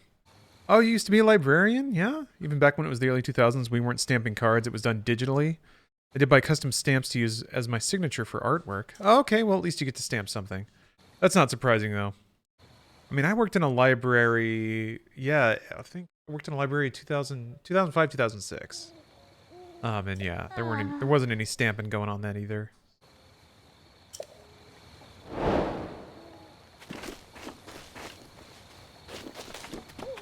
Used to be a graphic designer in a library. Cool. Look at how old this guy is. That's it? Just hello? Okay. Alright. Okay, old timer. Ooh, Dummy Thick Dave. Oh, what? You can bonk a tree and it knocks an apple off? That's so cool. Thank you for the resub. For the 21 months. A long time. Thanks for being the most Pog Daddy Gamer Boy Hacker Man. Keep up the good work. Oh, I will.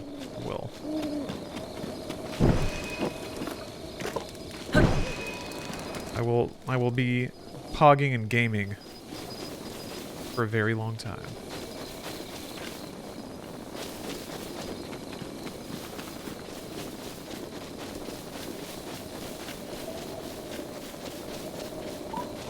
That looks suspicious. Suspicious ring of trees.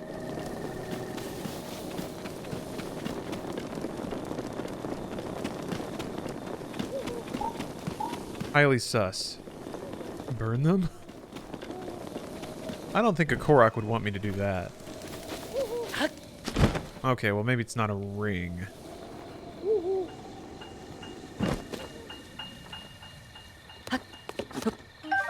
Free hoppers. This game is so fucking good at directing you. It really is. It really, really is. It's astonishing. Just the way that, like, the environment will guide your eyes places. The way that the entire world looks so natural that any arbitrary placement of something immediately, well, not immediately, but definitely can look out of place. And then they use that to draw your attention to stuff. Things that look artificial, like circles, squares. Those patterns don't exist in Hyrule outside of that, which is outrageous. Like, how do you make an entire world where you don't accidentally make something look more consequential than it is? Because you reserve those moments of consequence for, like, little discoverables, little goodies for players to discover and feel like they did something.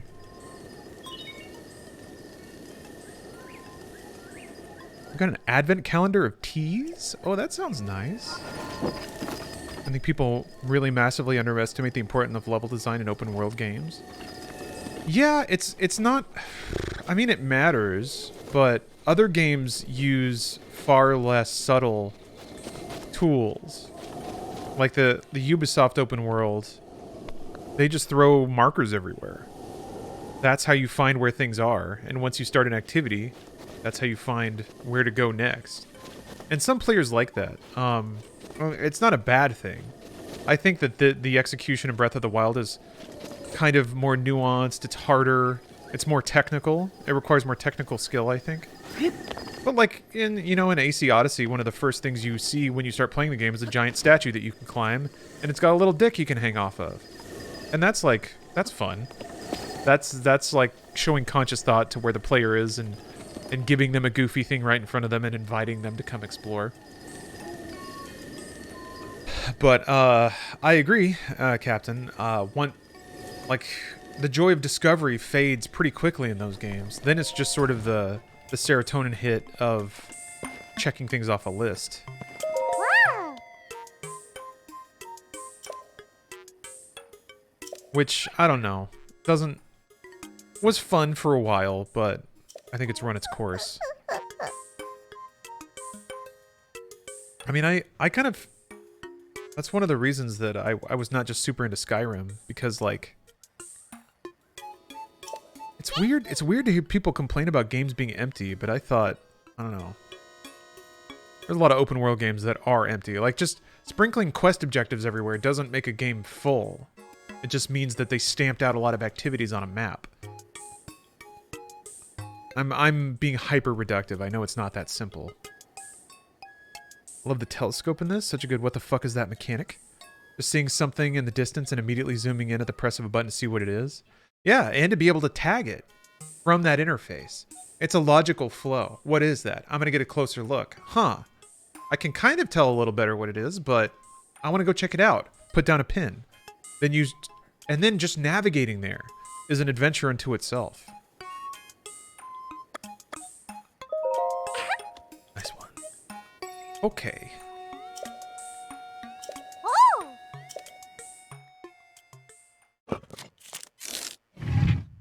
He described Ubisoft games as button games? Yeah.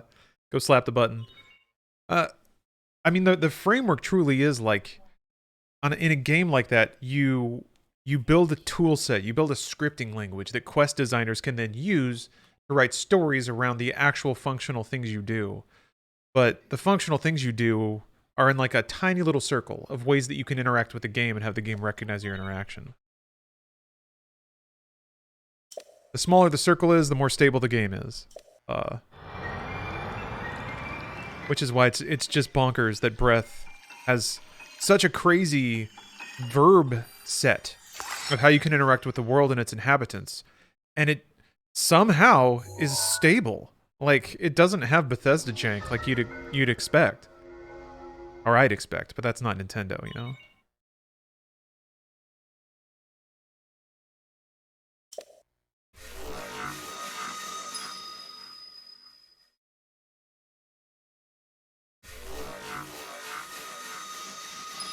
Oh boy, look at that compendium.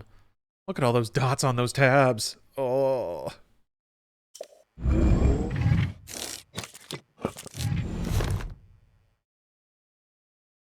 I bought Deus Ex Human Revolution to try its RPG, but I'm worried I might lose interest over time, similar to how I play Witcher 3. Deus Ex is a lot more sort of focused, I think. Oh. Witcher 3 gives you plenty of time to sort of wander around and sort of lose yourself in the world and in side quests. Deus Ex's environments are a lot... Yeah, smaller. They're a lot smaller and denser, though.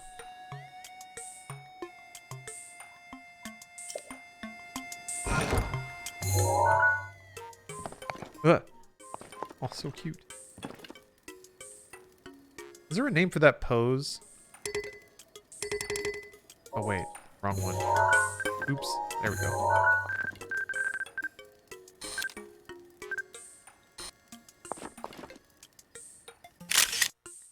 Like the sort of like squirrel hands or something.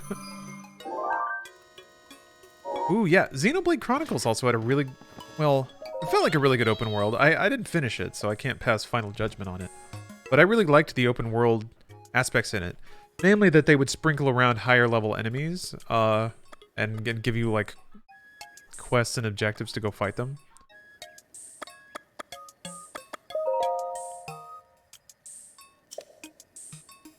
Oh yeah, Link doesn't know what a camera is. That makes sense.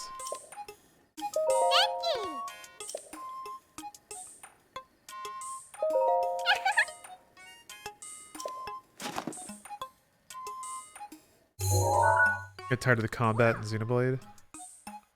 You didn't like hearing about how it was always Rhine time? Oh, chibi pose? Yeah, it could be called that. But like, you gotta have the pigeon toes, the knees buckled in. Huh?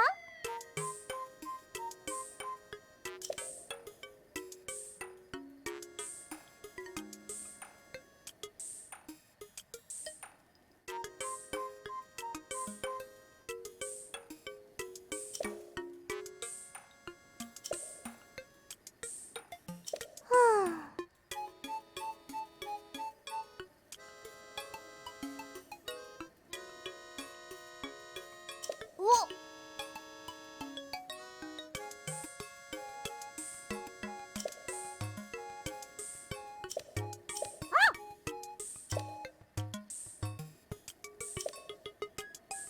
Okay, well, at least I can fast travel now. Go talk to Impa. Come back again. Upgrade bombs.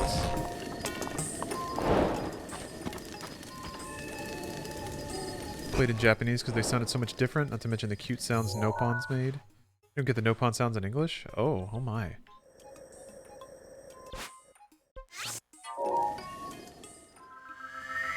One of these days I'll get around to officially getting through Xenoblade. I got about halfway through, I think.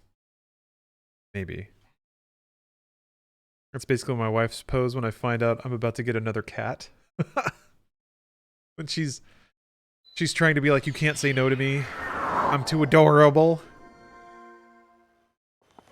How do you feel about Oblivion's map? I didn't like how at the start of the game you could already fast travel to some of the major towns.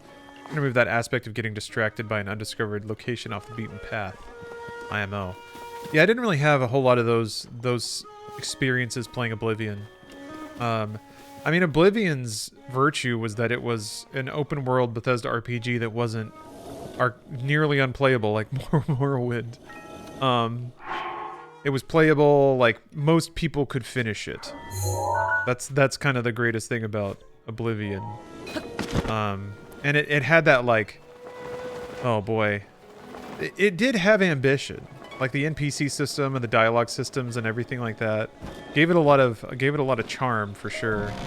But man, by the time I got like the 4th or 5th Oblivion gate, I was just like, this sucks. I remember near the end of the game, I was just like, man, fuck this. And I would just like basically save scum my way through the Oblivion gates to run all the way to the end and grab the thingy that I needed. I don't know. I played Oblivion a lot, but I don't know that I necessarily like hyper enjoyed most of it. Like the combat was great. But it was like the first open world RPG at scale that a lot of console players played, really. Morrowind got some traction on the original Xbox, but it was like an early 360 game. And there were a lot of people who really wanted an experience like that. I mean, honestly, it kind of fell into the Halo niche of like, this provides the experience this console needed right now for the player base. It was the one game like that. Oh. Morrowind is rough around the edges for sure, but man, fuck me if both Oblivion and Skyrim feel soulless in comparison. Soulless is a bit strong, but I know what you mean. I think Oblivion and Skyrim give the player less room to be autonomous. They progressed further down the, we're going to put a giant waypoint telling you exactly where to go, and you can just no brain through it. You can get high as fuck and play, because the combat is dirt simple and there's not a whole lot of consequence for like playing poorly. The only like time you'll die the only time I ever died in Skyrim is when I either fell off a building or a giant came out of nowhere and stomped me.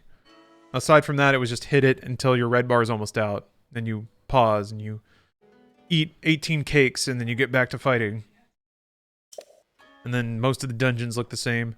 The like Dwarven ruins were pretty cool. At least that was a nice variation. Yeah, Genesis is correct though. 2 worlds. 2 worlds and 2 Worlds 2. Might be the jankiest open world games I've ever played. Well, there's Deadly Premonition. You get high as fuck and play This Is Me. I love it. Heard that with a podcast too. I like Skyrim for just that. Yeah, there's craft in that too. It's not easy to make that kind of game.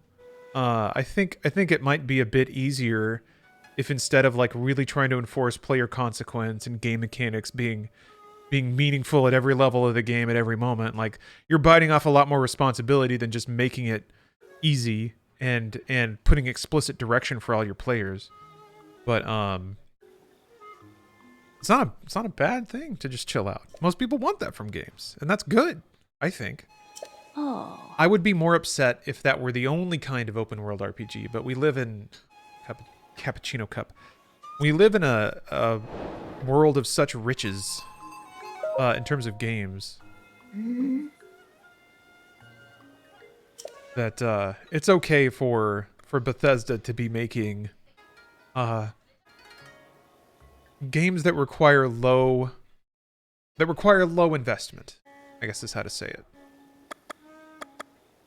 Not everybody wants to like need to devote 8,000 IQ points to one game.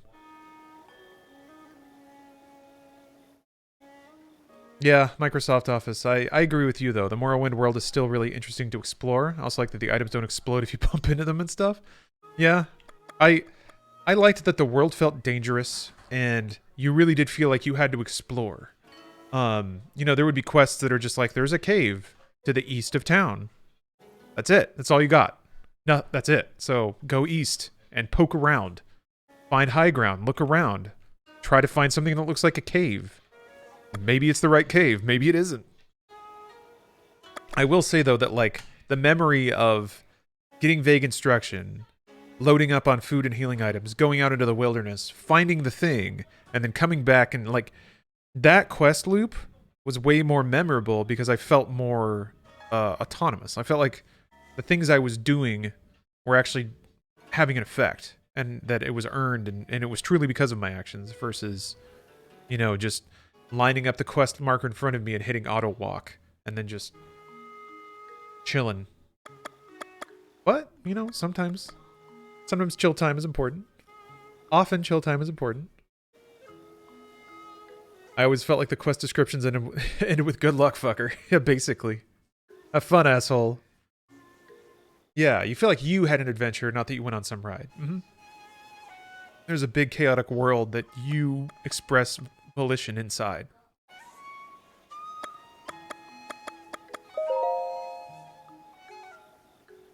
Oh no. Don't. Oh no. You skip this? Yeah. Oh. Oh. 1,000 years. It's so long. See, Taylor, yeah, I haven't played a whole lot of Horizon Zero Dawn because of what you're talking about. There's just nothing about it in the early game that really grabbed me. The combat seemed interesting, I guess. Fighting the big robots seems cool if you like have to target parts of them and nail your shots and stuff. But I don't know. People talk about it so glowingly. People really like Horizon Zero Dawn, but I'm not. I have yet to see that. You got to get out of the starting area. Yeah, I haven't even done that. Like, it just seems to have that like Sony pastiche of telling me that it's a big arty property because of the like intro where you start as little Aloy and you go to this crazy sci-fi dungeon with holograms that tell you this, and then it kicks you in an open world where you can collect 800 bits of stuff. But nowhere in that process did I like see an interesting game mechanic. But then again, that's, you know, I didn't give the game nearly enough time. It's like playing an Assassin's Creed game. Yeah, that was my feel. Is that it has this big glitzy intro that says you're about to experience art, and then it kicks you to the mini map and puts up like 20 different icons. And it's like, okay, go do it. And then it's just a bunch of like packaged little activities to do. It's not a bad thing, but I didn't see something that like captured my imagination, you know. But I also only played for like maybe 2 hours tops, 2 to 3 hours. So I didn't give it a shake. I didn't give it a fair shake. One of these days. One of these days I will. Now that it's out on PC, a lot more appealing. Yeah, I gotta go to one memory spot.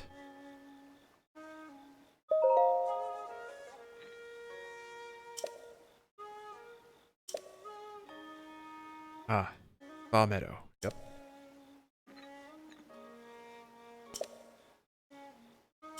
Yeah. Even after the starting area, the game never grabbed me. My biggest thing was the fact that I didn't care for the story. Interesting. I would like for there to be a good story. Or maybe just like good lore? Seemed like more of a lore-focused game than a story game.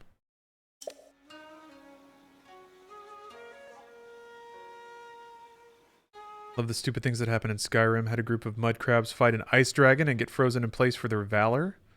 Or the mammoth that just slowly walked into the sky and vanished. The sky mammoth? That's pretty good.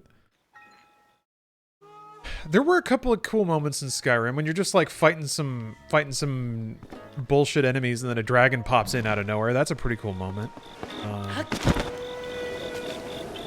And yeah, the like AI can surprise you, but often I felt like I was on the wrong side of that surprise. It was like the unintended and very consequential moments of the AI. Really the sting of just like having an entire village turn hostile on me when I had like 5 quests to turn in there. I was just like, this is the worst feeling. These are going to sit in my quest log forever. Because I did one quest that flipped an entire village on me without warning, and there's no way to like go back. If this is a game where like my serotonin comes from moving things from the in progress to completed columns, why would you ever deprive me of doing that? There's nothing left then. If I've lost faith in the game to like be clear about its consequences or consistent with its consequences. It's the Yuzu version. No, I'm playing on Simu. I didn't know there was another version. Is there another emulator?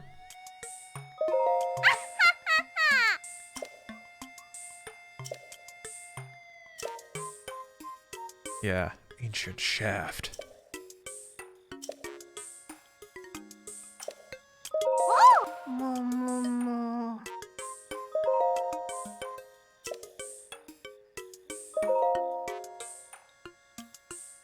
I think I can do sensor.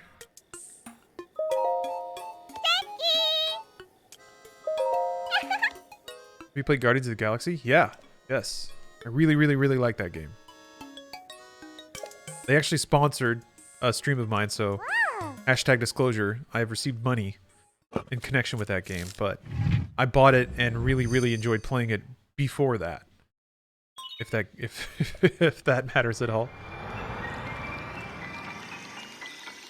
Oh, okay. There are 2 major ones currently in dev by Dolphin and Simu teams, one of which is called Yuzu. One of the biggest threats to Simu is that Xenoblade 2 and Breath of the Wild still run the best on Simu. Okay.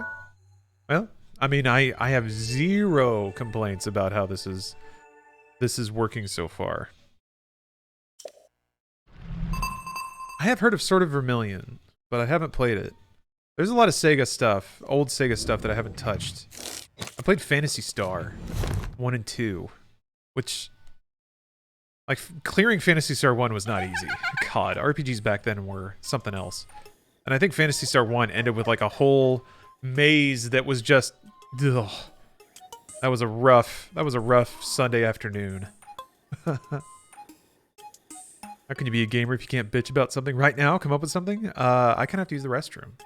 But that's an easy enough fix. But I'm actually going to do it. You made this happen. You made this happen.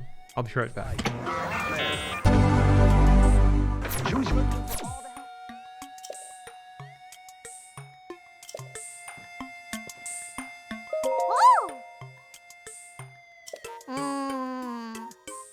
Wait, do I have it? Oh, let's see here. What else do I have?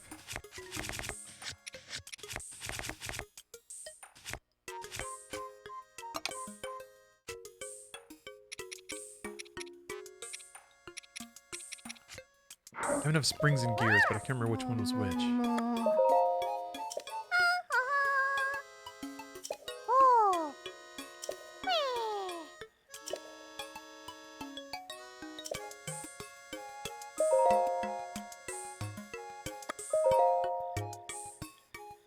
Ooh, no cores. I need cores and shafts. I don't think I have either of those. Yeah. Those are harder to come by. Ooh. Zanzoos. Thank you for gifting 5 subs. How do we check follow age? I don't think you can. I did never set up a command for it. Oh, you click your own name in chat. Oh, well, there you go. Following since August 19th, 2017. Well, Black Smurf, apparently you followed me on the exact same day you made an account. And that was like 4 years ago. But you haven't said a single thing since then. According to Twitch. Interesting. Interesting. Interesting, interesting, interesting.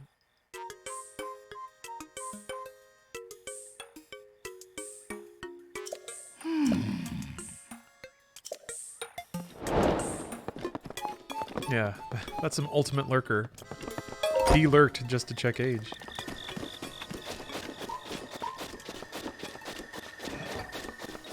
Oh! It's time.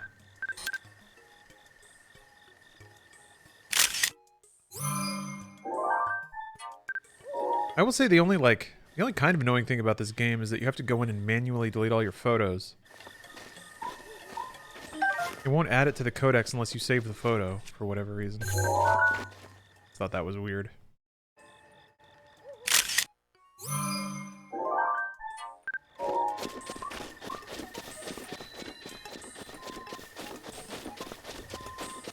What do photos add in the game? Well, as they're kind of about to tutorialize me on, if something is in your codex, then you can tag it with your Chica sensor, and it will start to blink, or it'll start to blonk every time you're close to that item. You can track items in the same way that you can track shrines, basically.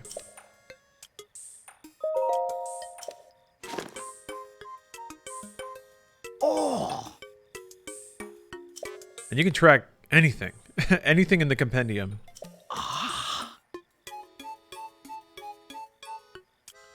What's crazy is, like, I remember this tripped me up last time I played Breath of the Wild.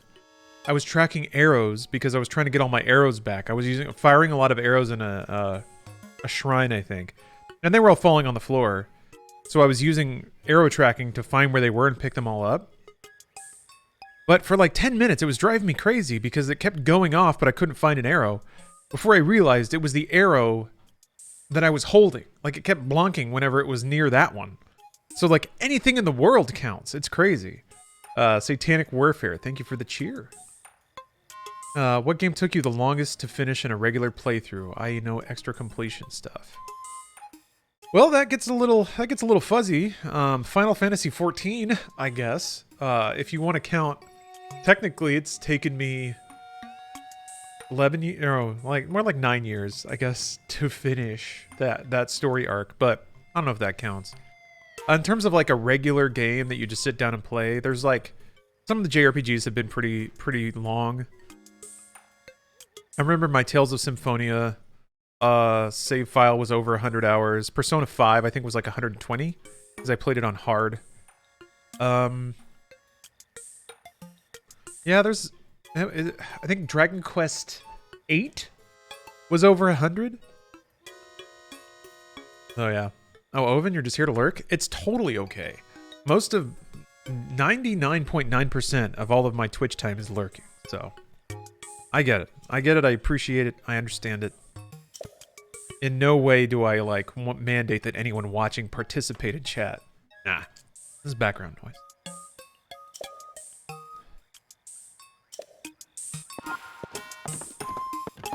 Sunshroom. So, you give it one of... Oh, wait, no. You give it one of these? Whoa, that's so tiny. Whoa! Like, zoomed out?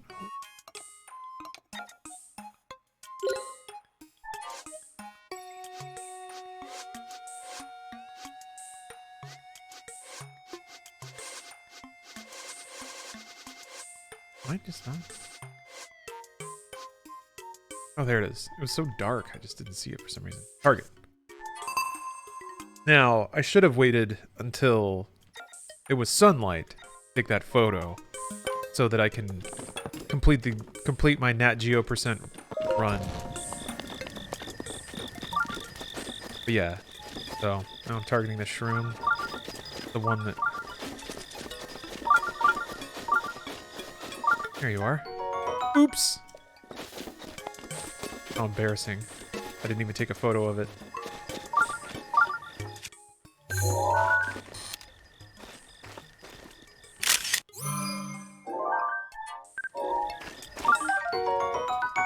Any chance we get to see Nug make an appearance?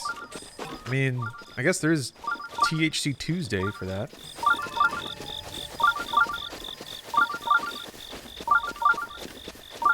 Although I haven't been weeding quite as hard lately.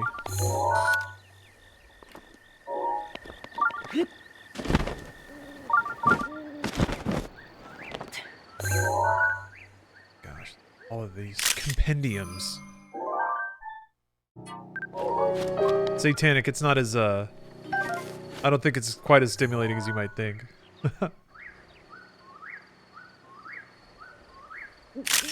One person pretending to be high with a ton of other people who are riffing and bouncing off and trying to make bits is quite a bit different than one person high alone, because then it just kind of amounts to me quietly playing a game and occasionally making like a half-formed thought.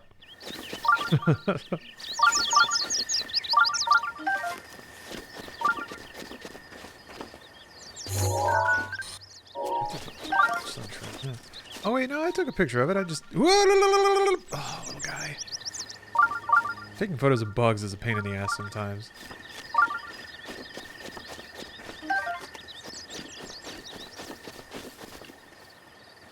Who's looking for stimulating? Okay, good point. Good point. Good point. My Tetris was fun. Yeah, I had really hoped... Between that gameplay and like the Labo 420 weed play, I was really hoping that we could make more of a thing about doing weed gameplays over like drunk gameplays, but doesn't seem like there was a whole lot of enthusiasm for either.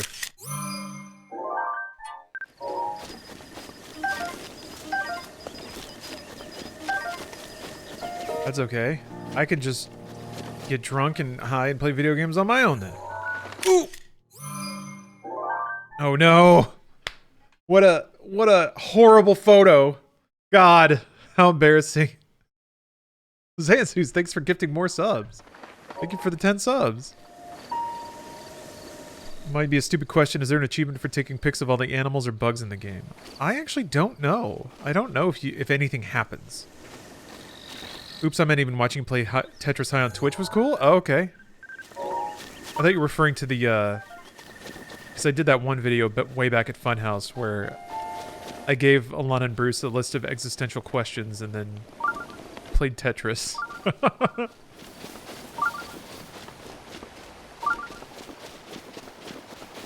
That was deep into the, like, I have to figure out a way to I have to carve out things for myself that are, like, fun and fulfilling. But sure, I can get fucking boofed and play Tetris 99. Why not? Although, like, it actually, with a game like Tetris 99, it actually does kind of reduce my, my gamer ability. Same with Doom Eternal, actually. I just play slower, make dumber mistakes.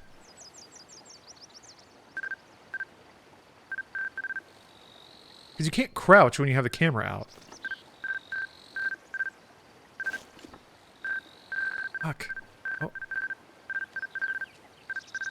There.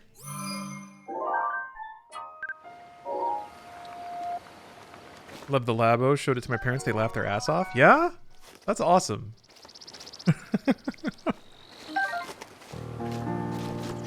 Man. Weird day. Yeah, that was Tetris Effect, I believe. Which, you know, if you're gonna weed to any Tetris, it ought to be Tetris Effect. But thank you for the cheer, Satanic Warfare. Oh, Taylor Hearts, thanks for the Prime. Yeah, this is Emulator, Milky Milk. You're not getting buttery frame rates on a Switch, unfortunately. Not until that Switch Pro comes along any day now. Although I guess the OLED Switch was the Switch Pro.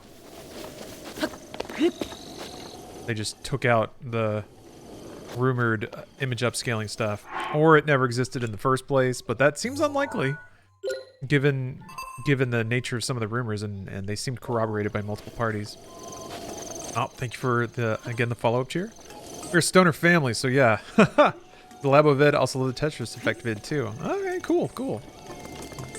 Yeah, my thinking was, like, this is easier on us than binge drinking.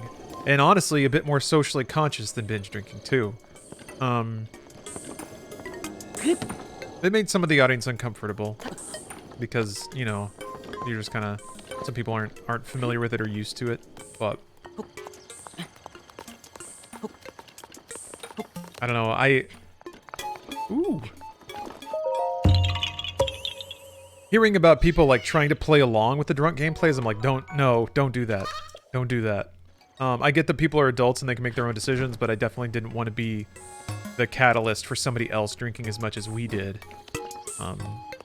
I'm kind of surprised, honestly, that stuff didn't run afoul of YouTube's, like, self-harm content guidelines. But even back then, YouTube was a little more permissive. That binge drinking is fucking exhausting. I mean, it's fun when you're doing it, but yeah. I mean, I'm pretty sure those were our highest performing videos, so it's a tough call. Because yeah, they really did kind of propel the channel forward in terms of subscribers and viewership. But all the YouTube moderators were alcoholics, so they couldn't strike you.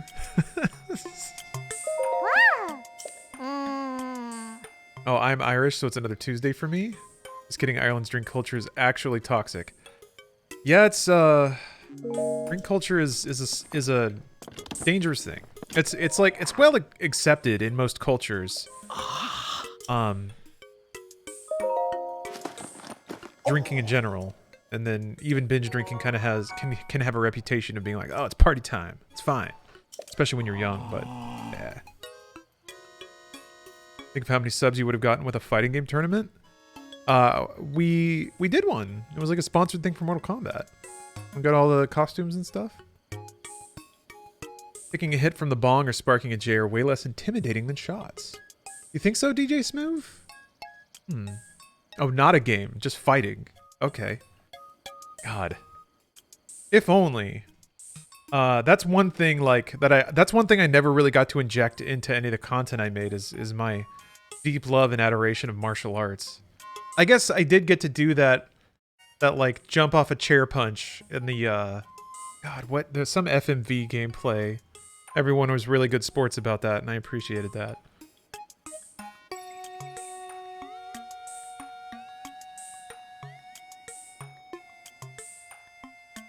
I guess aside from that, I was just flopping all over the place with Google Trends. That was my love of stunt falls happening. Yeah, I feel like most people are probably more intimidated by like fire and burning something and inhaling a burned smoke, because it'll burn your throat out if you don't know how to do it. Whereas taking a shot, I mean, it's not pleasant, but everyone eats, everyone drinks. I don't know. I feel like people, in my experience at least, I feel like people are more intimidated by smoking than drinking. Vaping, however, is another story. Or edibles. Then it's just like, it's super easy. But edibles can be dangerous too. And also, they can be also pretty intimidating if people have heard bad stories about people who go overboard. I have a friend group overlap with the local food service / bartender culture. It's bad. Those people drink like an asteroid is going to hit the planet and then chew Adderall through double brunch shifts the next day. God damn. That's really bad. That's sad to hear, but I mean, people are adults. They're allowed to, I guess, do to their bodies what they choose to.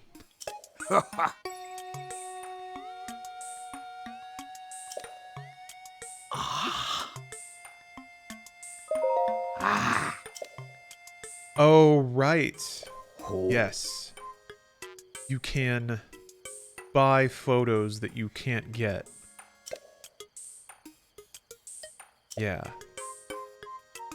Oops. Told him to do it again.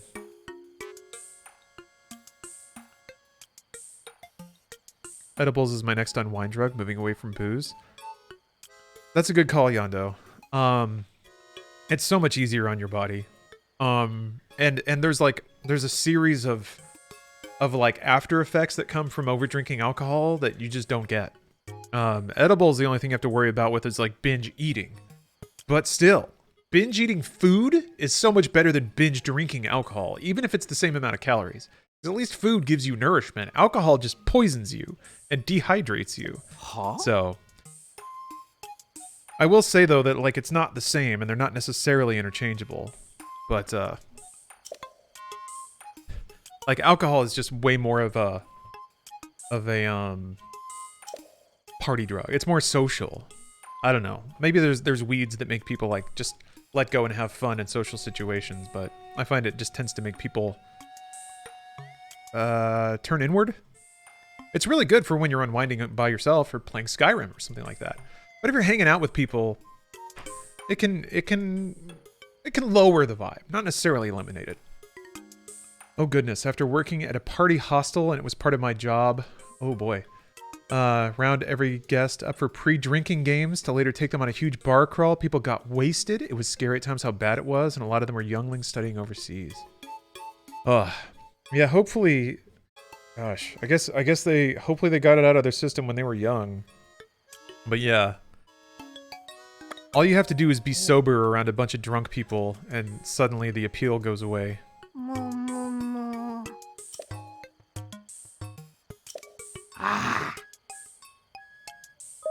Oh!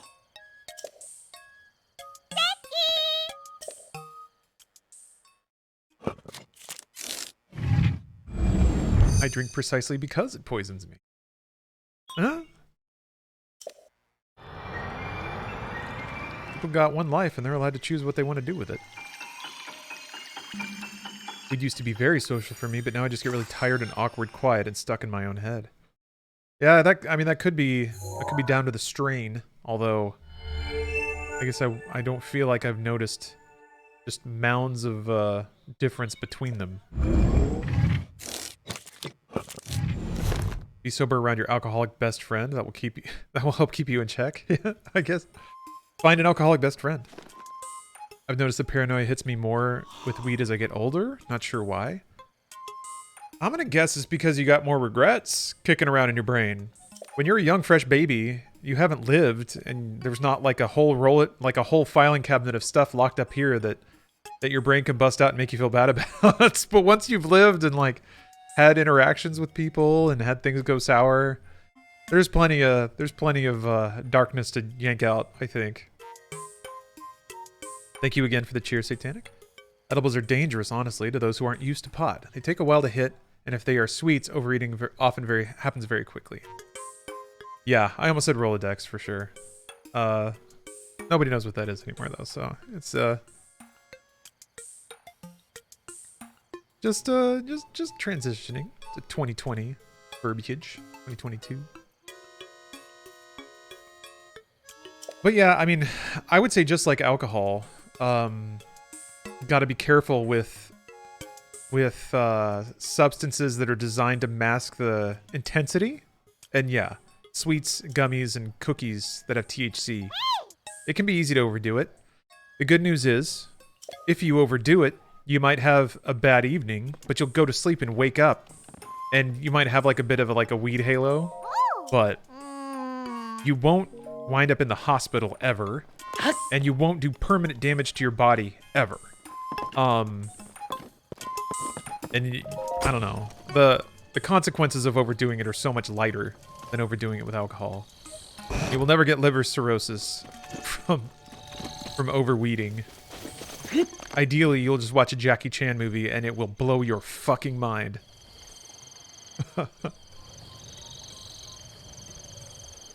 Hey, what's up, Larry Cappy Jaw?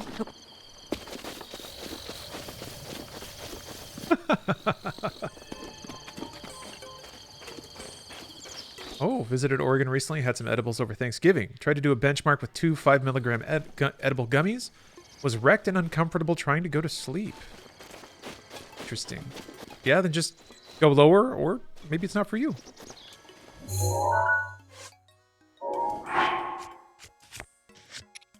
I think part of it, and I'm not encouraging you to just dive back into it or anything like that, but I think another part of it can be familiarity. It can be pretty scary the first time.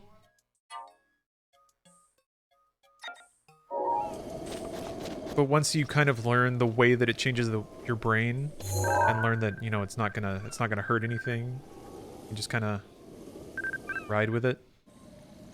Punch the ticket, take the ride, I guess. Yeah, JC, God, I would say, I mean, just based on what you said, I think you're probably your Dr. Weed. You were a PhD in THC.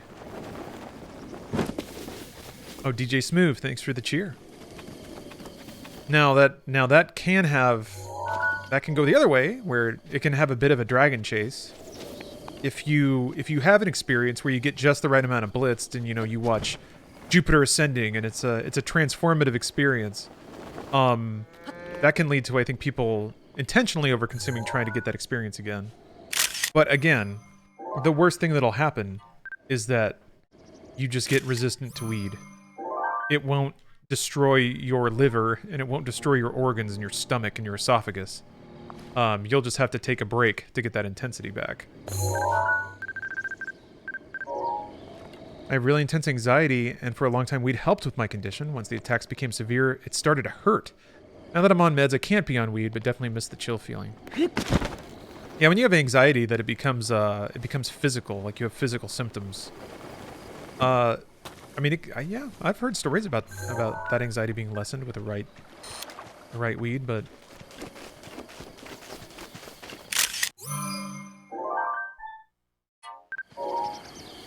Cloud Atlas, though? Oh, God, yeah. Cloud Atlas is like, God, just a beautiful, beautiful film. I used to get ripped into yoga. It was a real great experience. I could see that. It, like, relaxes you. And with yoga, I feel like I have to be high. Well, I don't know. I always feel like I'm so... He got it. He got his tail. Better photo. Yes. I always feel like exercising on weed just makes my exercise not as good, or my workout not as good. Less effective. I'm not as aware. I'm not as present. My range of motions are sloppier. That's what it feels like. It may not actually be the case, but...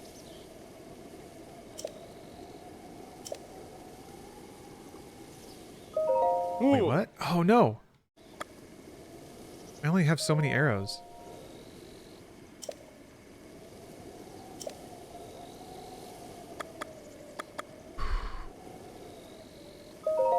I think I have one good bow.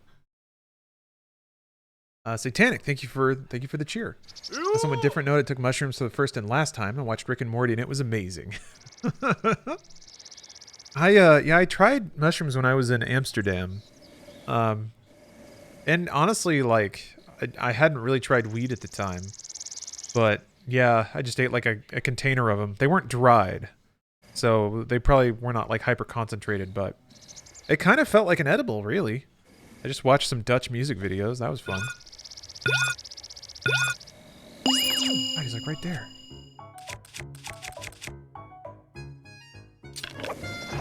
No! No! Aw. Can you stasis a deer before you kill its ass?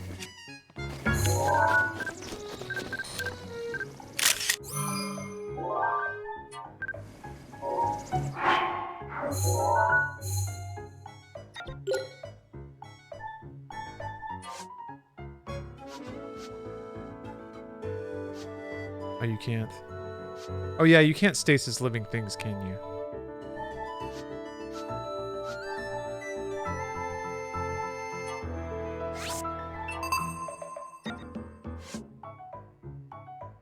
I've used a small amount of mushrooms a few times and it felt the same way. Like, Like a strong edible? Yeah, yeah.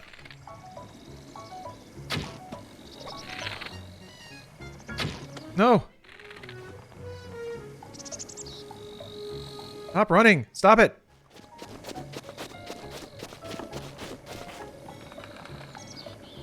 Chill out! Can't even get one deer. This fucker won't stop moving. What? Cool. Great. A prick.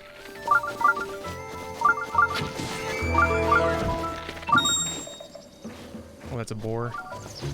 There's one.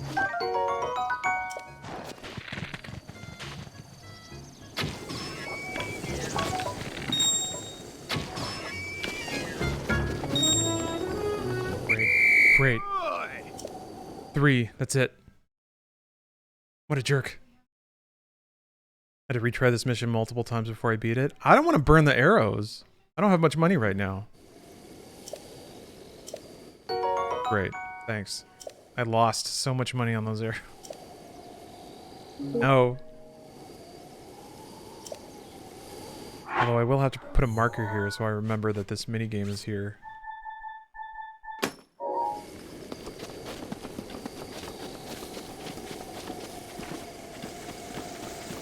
Alright, yeah. Yeah, it's the Divine Beasts. Kind of want to go find a memory, though. Because now I gotta go to... I don't think this puts any markers on the map, though. Wonder how many you need to win? Yeah, I'm not sure. Oh, it does. Oh, right. It just marks her, so... One of the first ones is just in the middle of Hyrule Field, which is pretty easy to find. And then you can come back to... I can't remember what Impa gives you once you get one memory. How do you get arrows? Can you buy them? Yeah, you can buy them. You can also, like... You can, steal them from enemies.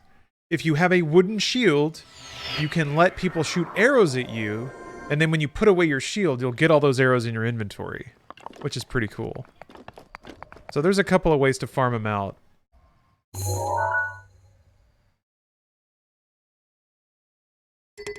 Well.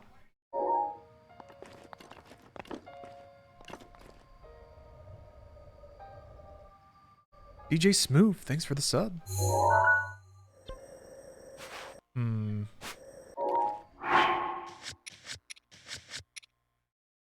It's here, album. Yeah.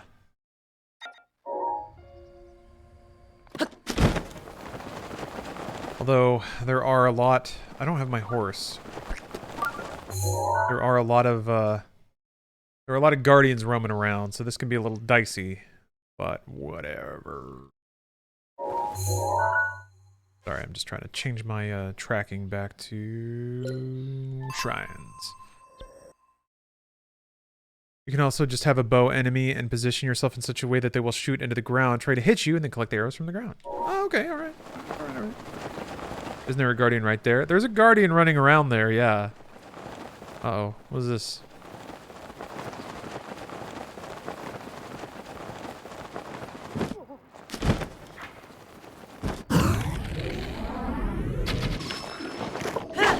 Oops. God damn it. Hey! Oh, that's a torch. Fuck.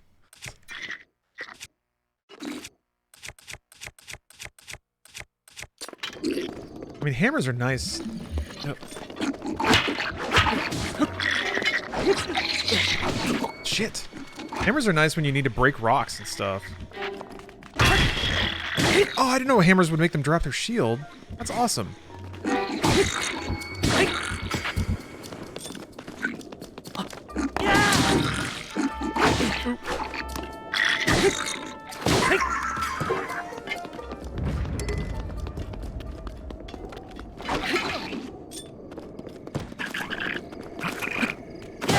Warfare, thanks again for the cheer. Apologize, by the way, for the drug talk. Kind of came to the realization that might not be okay. Here's some bits. Oh, no, don't worry about it. I mean, I think I'm kind of okay with the conversation as long as it doesn't veer into promoting or glamorizing more harmful substances. But I don't know. I think I think alcohol, weed, and mushrooms are well, alcohol, out of the three, ironically, alcohol is the worst in terms of danger and harm. So, at least in my opinion and experience.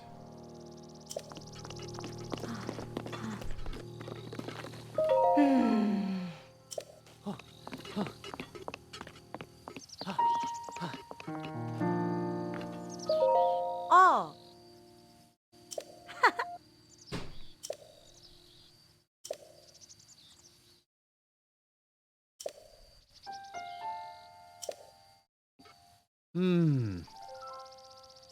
Ah. Oh. Find me some goddamn treasure. Well, I'm gonna have to get real good at reflecting beams if I'm gonna go bash down a guardian. Which I'm not. I don't think I'm gonna be killing any guardians. Although having a horse is really, really useful. Because there's a lot of flat open... Actually, yeah, no, I'm gonna warp to the stables. Get Squart.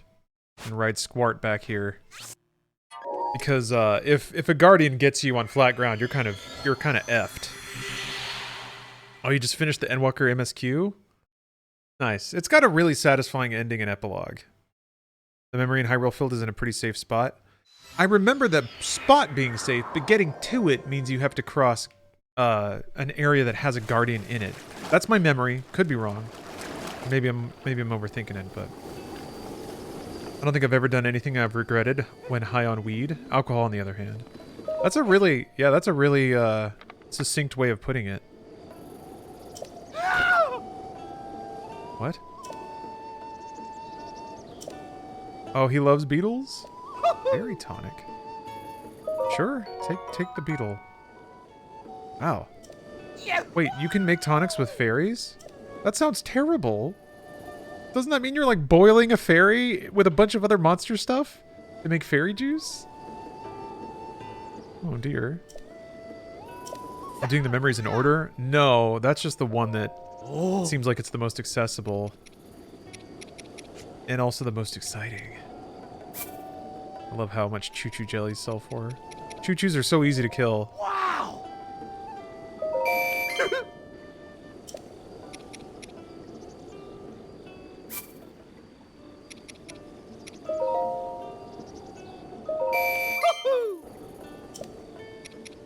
That was a Mario hoo-hoo right there.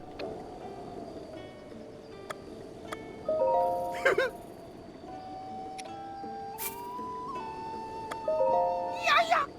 60 rupees for 10 arrows. So 1 rupee is, yeah, one arrow is 6 rupees. Jeez, expensive. Although I guess in some ways it's kind of similar to the original Zelda when shooting did just straight up cost rupees. Oh.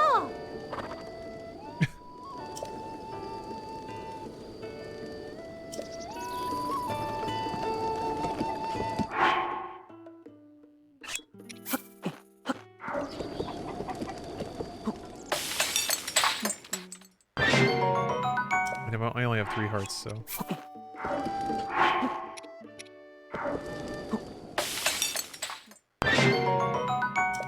Love the name of choo-choos. Choo means kiss in Japanese? Huh. Why is it a big old globby boy then? Maybe to make you uncomfortable? Ooh, that suddenly makes choo-choo rocket sound like a euphemism. Oh goodness, that's true. Luckily the game itself wasn't very horny.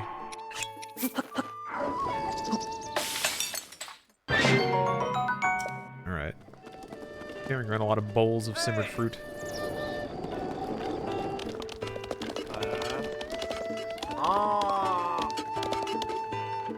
Yeah. Oh. I already paid these guys off, right? Ah. Uh-huh. Ah. Huh.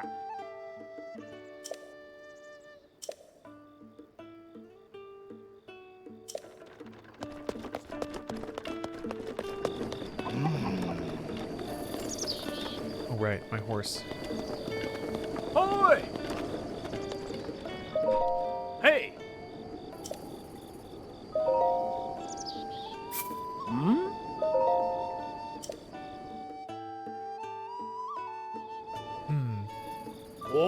you ever feel like leaving a group setting like Funhouse for a private setting like myself is a symbol of your growth as a human and your self-understanding?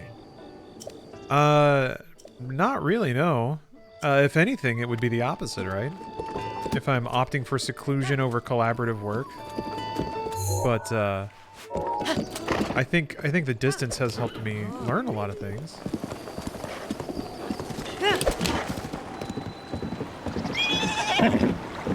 I think if I wanted to be like, the only self-congratulation I can get out of it is recognizing that it just wasn't a good place for me anymore. Or admitting that to myself. Got there a little late, but ugh, come on. We gotta go. Oh no.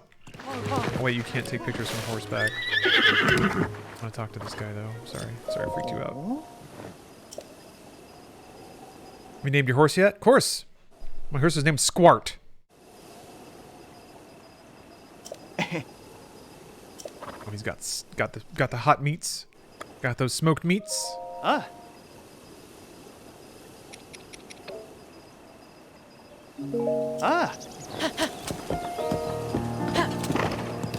Nice hot dogs.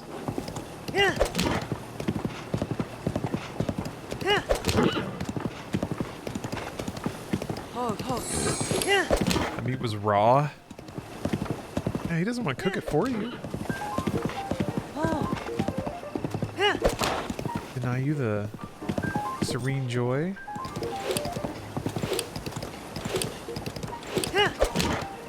Or maybe you just eat it raw. What's that? There's like a lifestyle about that, right? I can't remember the name of it. It's like eating everything raw. It's not paleo. Paleo's something else.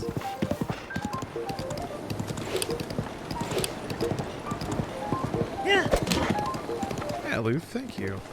I'm super happy about that too. Very, very blessed, that's for sure.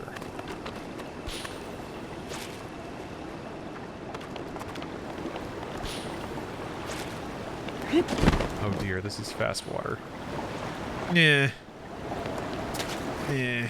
Maybe I can make it. I don't have just tons of stamina. I think I'm fine. Ooh! I might be able to. Let me see if I can. Ah! I don't know how it works. Eat my sword. Eat it, please. Give me good sword. Ow! Maybe do you have to reflect? Ow.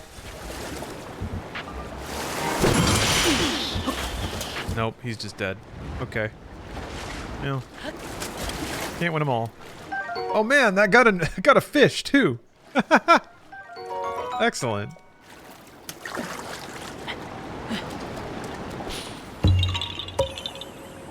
Yeah, I think you have to be further away from them so they do the inhale, and then you can throw swords in their mouths.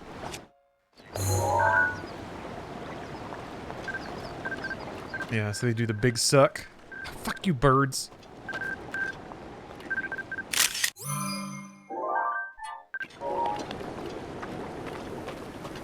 Oh, wrong type of Octorok. Oh, okay. Alright. Nope.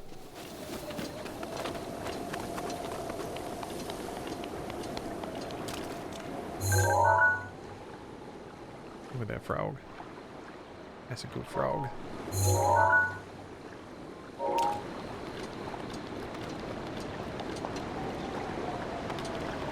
You should play the Disaster Report series. I have one of. Wait. I get Disaster mixed up with another series, but there. Hold on a minute. I think it was Disaster Report 4. Actually came out on PC. Because there was a game called Disaster Day of Crisis on Wii. What? Don't do that. Oh dear. Stop it! Fuck. Low battery. Why do you keep eating things? What were you eating? Stop it. Why is Launching Steam doing this? Disaster Report 4, yeah. I have the demo installed because I did want to. Fuck you. Okay. Oh boy. Ow. Maybe it's just the battery dying. Hold on. Although plugging it in kind of makes the controller mapping freak out a little bit.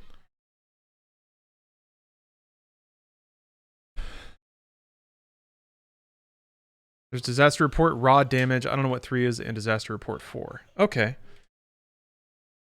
Yeah, I've heard that those games have a lot of Japanese charm, I guess, if you want to call it that. Now, this is going to get a little messy.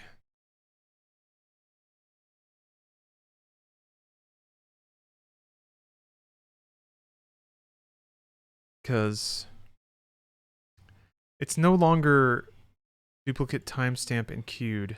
Ah, shit.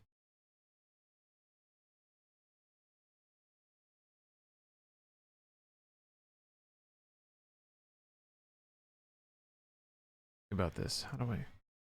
Because Breath of the Wild has pretty good autosave. Wait, what the fuck? That's so weird. Yes. Just take out my Bluetooth. Dropped. There we go.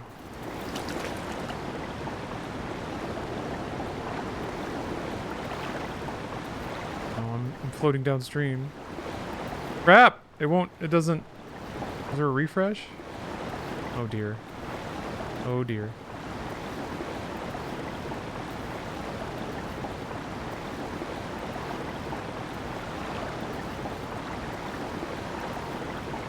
Link! Save the state? No! Never. Let me think about this.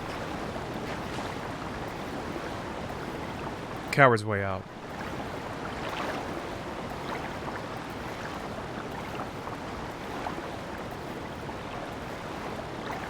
I was worried about that. It turns out that syncing your Joy-Con through this other app, because this is what I have to do to get motion controls to work.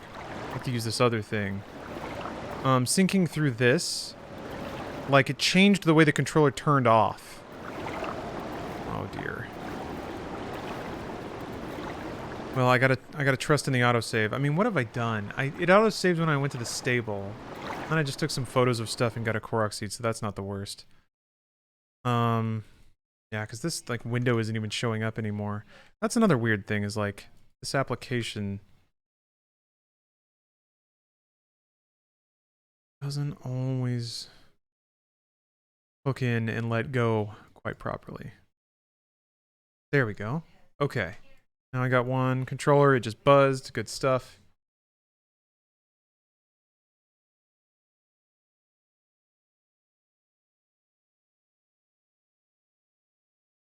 Don't drown? I think it was okay. Doesn't it autosave when you get a Korok seed? Well, I guess we'll find out. I guess we'll see.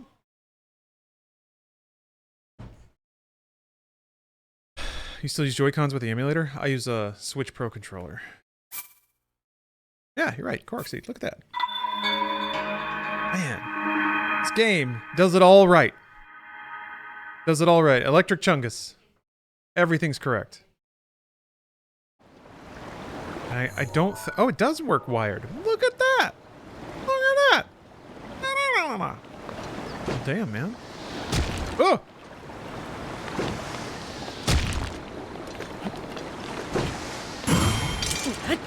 Oh, it's too far.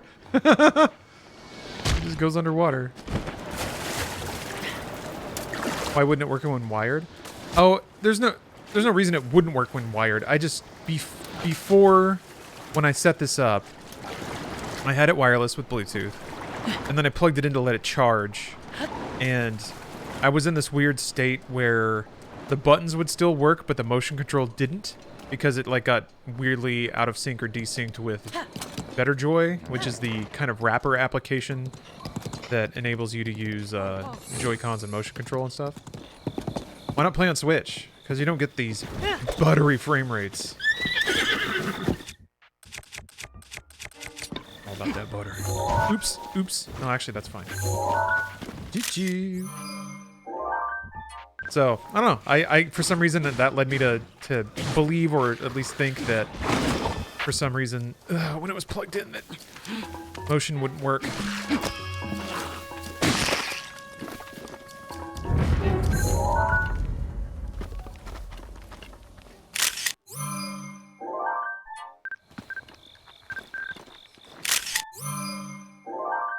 You get the buttery frames with a Switch emulator, potentially, but consensus seems to be that Simu, if you want to play Breath of the Wild, Simu is the best way to do it. Plus, like, it's getting to the point where breaking out a Wii U and, like, to play whatever games are on it, or play Wii games.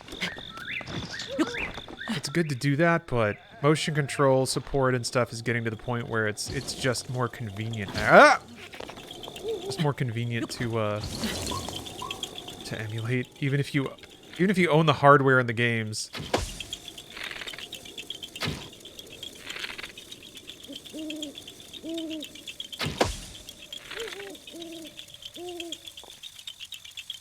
Well, there you are.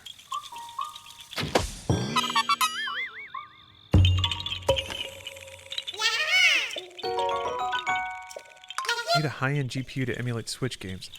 I don't know much about Switch emulation. I would guess it, as with most things, it probably depends entirely on what you, how hard you try to push it. So, yeah, more keys. For this, kinda yeah, because I'm running it like a super, well, not super high. I'm running at 2K resolution or 1440p. And then I have a bunch of tweaks to boost the frame rate and increase the draw distance, like things that are going to put more of a load on the GPU. Better reflections, things like that. There are 2 emulators for Switch. One of them uses Vulkan really well. Cool. Man. I guess it's weird to think about, but yeah, the Switch has been out for a long time at this point. Yeah. Torso Twitch, thanks for the Prime.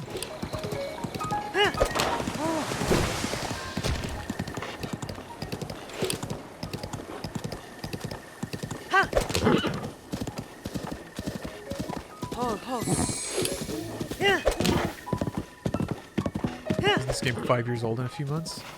Yeah, yeah. Switch launched what? February, March 2017? Breath of the Wild was a launch title. Yeah, yes, you are correct. I kind of, and like it being that old, but also awesome. And then the sequel ostensibly coming out in 2022. I wanted to get a really juicy Master Mode playthrough done before Breath of the Wild 2 hits.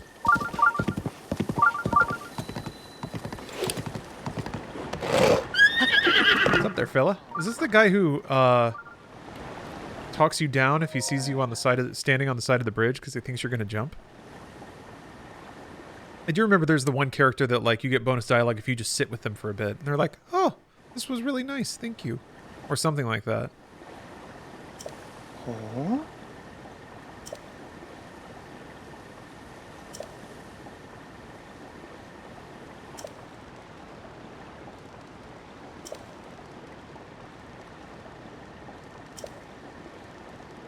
The Switch came out in the before times where people would gather and watch millionaires give each other brain damage. Talking about boxing. Oh.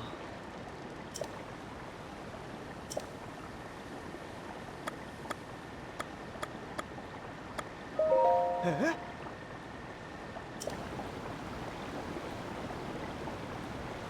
Oh.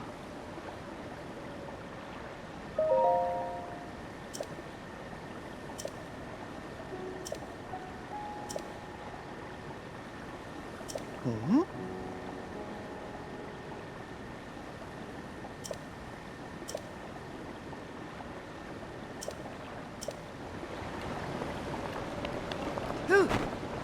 I think I have enough orbs to buy more stamina too.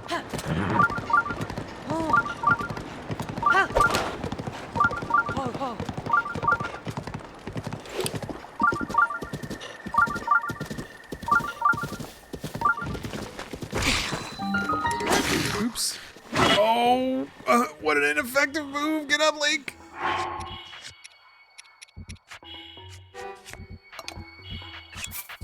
Nom, nom, nom, nom.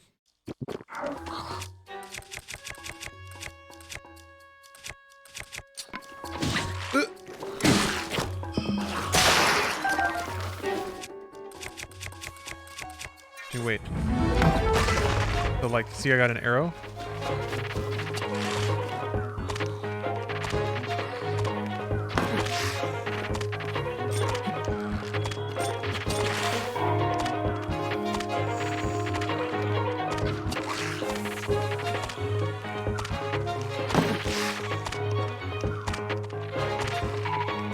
Weird question, could you in theory install Windows on the original Xbox? Wasn't the prototype laptop parts? Yeah, most of the Xboxes have been based on PC architecture, I'm pretty sure.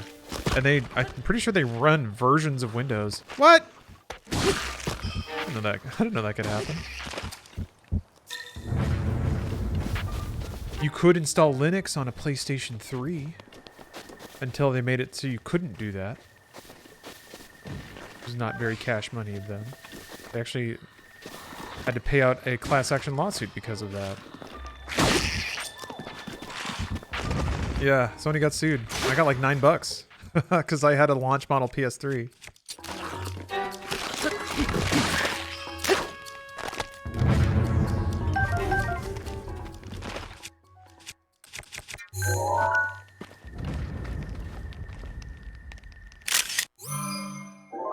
You made $3? Maybe, yeah. It was like a really pathetic check I got in the mail like 4 years later. Good stuff. Good stuff. Makes me wonder now, like if that happened now, how like YouTubers and shit would try to blow it out of proportion. How ridiculous the blog headlines would be.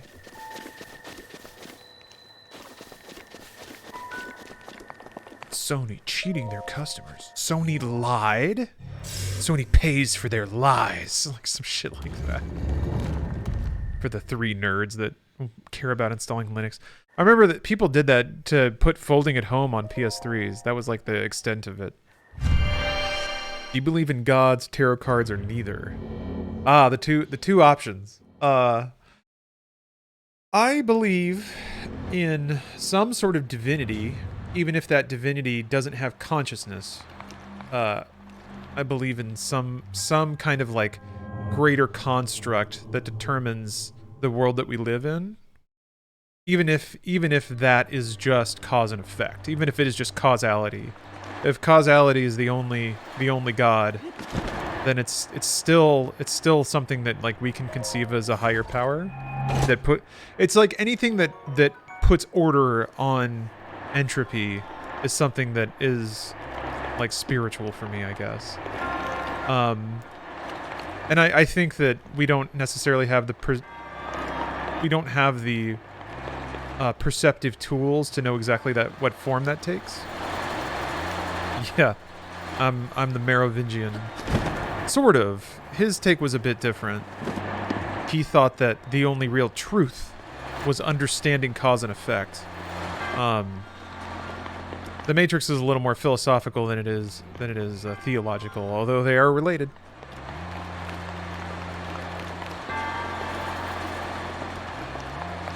The thing is, though, like Matrix 2 and specifically was all about determinism and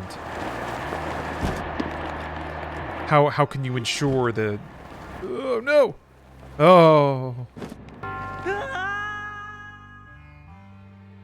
how can you ensure that free will exists?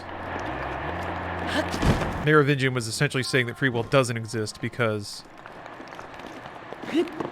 everything is in a rickety state. Well, sort of. I don't know. That's a little reductive, but fuck. Everything is in a state of either being influenced or influencing events to come or events that follow. And in that tide, there is no real free will. They carried on to Matrix 3 as well. Neo's whole because I choose to thing. Yeah. I mean, that was what the entire second and third movie. Well, it was about a lot of things, but that was a lot of what it was about. Neo was a free man because he had the power of he had the power of free will. I enjoyed Resurrections more than Revolutions. I mean, me too. Revolutions is a clouded downer movie. It's very CG heavy. Large portions of it take place outside the Matrix, which is not as crowd pleasing. I didn't enjoy as much either. And also it like the final throwdown between Neo and Smith is a pretty cool Dragon Ball fight. Probably one of the best. Well, Man of Steel, probably the best movie Dragon Ball fight. But That was pretty dope. But also it was at night, and it was like very... The score was just like really intense and very sad.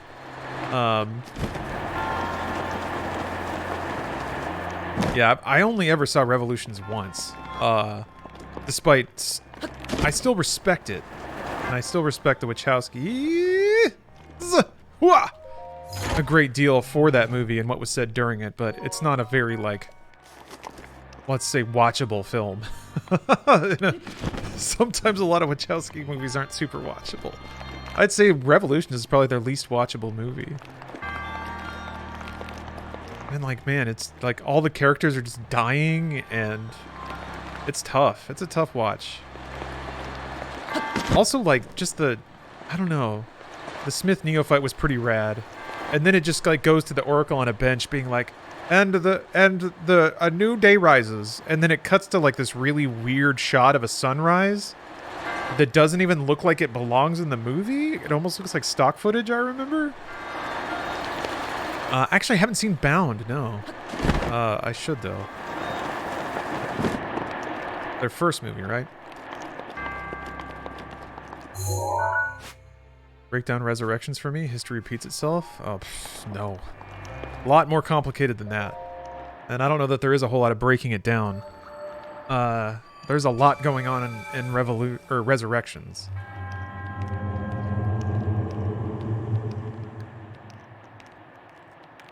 Resurrections is a love story, I guess. A love story in context of being a reboot and providing a lot of commentary on reboot culture.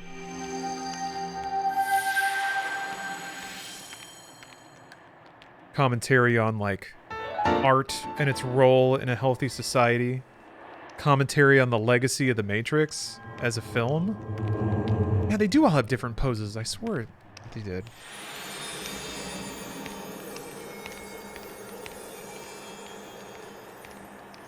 So, yeah. Do you think we'll see him again about Neo? I suspect we will, says the Oracle. Eh? You mean like a fifth Matrix film?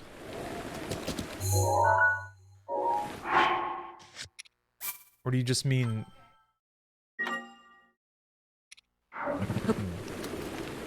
I get the meta. I guess for me there's a less for me to chew on from Resurrections versus the trilogy.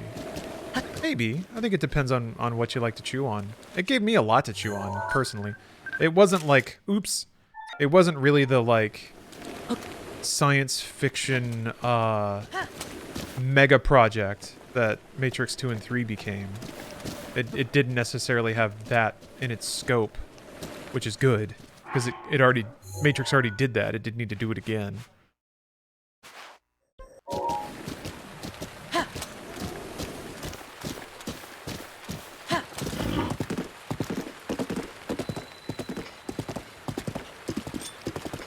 But I really liked it. Watched it a second time, and I still liked it a lot. I liked it a lot. I found more to appreciate about it the second time. I actually, like, came away with a better opinion of the action after the second viewing, even though there are some action sequences that are confusing. Namely, like, basically, like, you usually get better shots than this. Ooh. I don't have an issue with much, but there's like some stunts that are like partially out of frame, which is really weird. When Morpheus like shows up in the office building and he's flipping around and shooting at people, like some of those flips are partially off camera, and I'm like, why though? Why?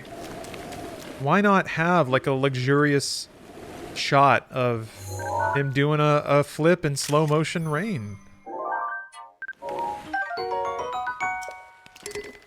Unless they were actively trying to not do that, which kind of makes sense, given the movie's sort of stated resistance to doing bullet time. See Free Guy? Yeah, I did. That was not as bad as it seems like it would have been. Mostly because it thankfully did not go full in on it being like hero fantasy for Ryan Reynolds' character. It was close though, and I feel like it was that at some point.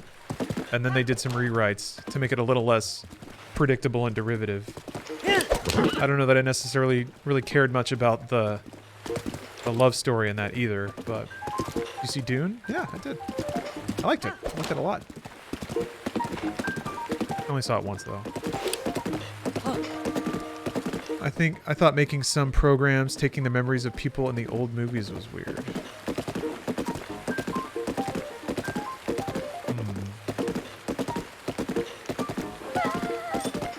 Oh, that's a Yiga clan for sure.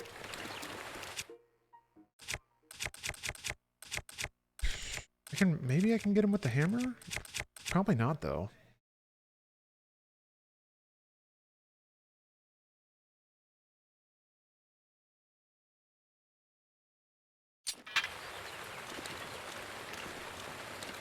Oh yeah, Akiva. I haven't seen Pixels yet. My hope is that one day I'll be just either drunk or high enough or both.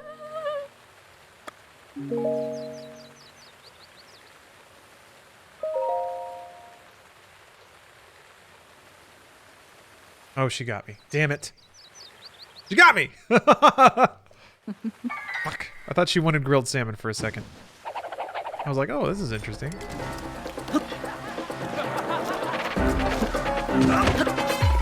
Because you can get the, can't you get... Oh, no, I don't think you can get a, I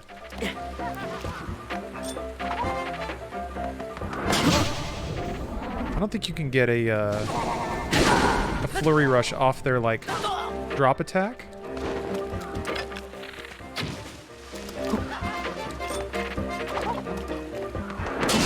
Damn it! That was gonna be it.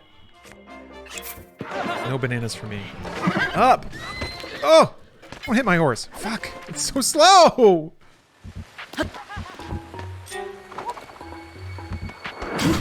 Okay, this will be close. There we go.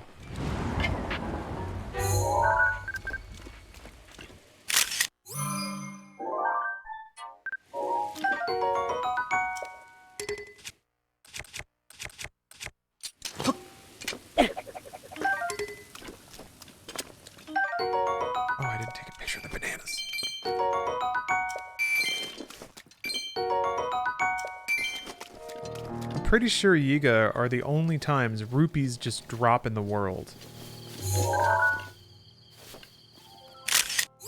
That's also, I think, a way you can tell if an NPC is Yiga clan or not. If you set your Sheikah sensor for bananas and it like goes off when you're around them, I'm pretty sure that works, but I could be wrong.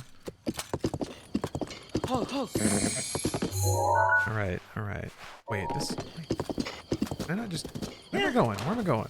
Everfield's this way.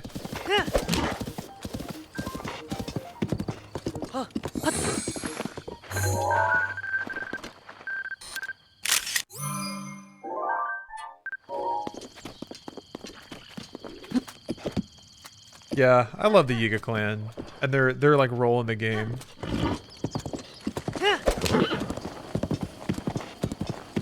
The stupid little like villainous exchange that you always get. You get a chance to like talk some shit. Oh, he's so crafty. Oh yeah, that's right. You can just drop the bananas and take a picture that way. That's true. That is true.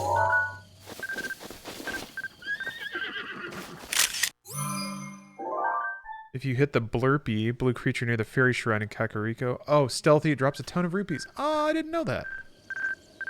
Maybe I knew that at some point, but yeah, I forgot about that. Thank you. What's up with your horse's hair? Yeah, the mane kind of freaks out, doesn't it? Then it might be a glitch from unlimiting the frame rate. Yeah, it's a little wacky. Oh, oh, bug flew away. Oh.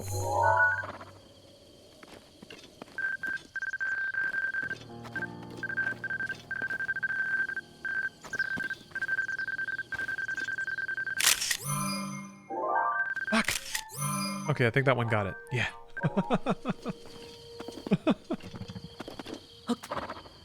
Hey, new Lucio. This is Simu. I should put it in. I should just put it in the title, but then Nintendo's lawyers will get me. I know they're just waiting to get me. I don't want them. I don't want them to get me. That's why I have to disclose that it is 100% legal at all times. Shit, shit, shit! I didn't have the hammer equipped anymore. I don't think I'm gonna be able to. These guys are leveled up. Right, he's got a shield.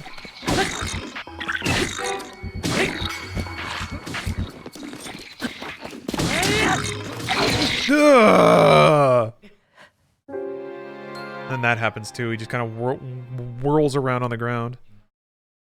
Oh, thank you for the cheer too. Oh right, I forgot to put it back on Candle Cam. Man, kind of odd that the defining feature of my stream wouldn't be there and people just wouldn't notice. That's kind of odd. Anyway, there's Candle. Thank you for reminding me. Whoever used that command. Oh, Akiva, thank you.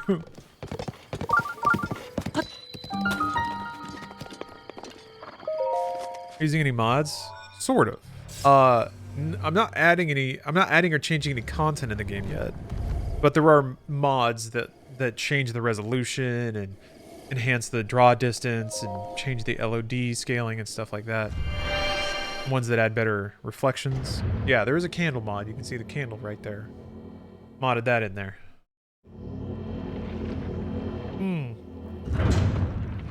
Good Burger asked. Alright, well thank you, Good Burger. Wait. There being a lot of stasis in this one. No, not ray traced. Pretty sure it's screen space reflection.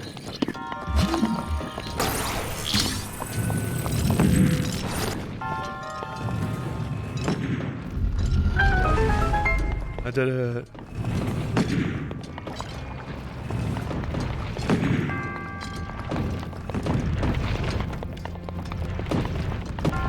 You have the DLC in this version. I do.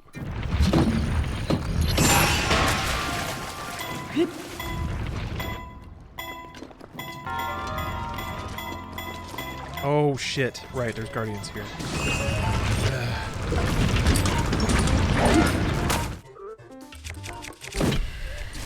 I remember when I was in this. Oh, there's two! Shit!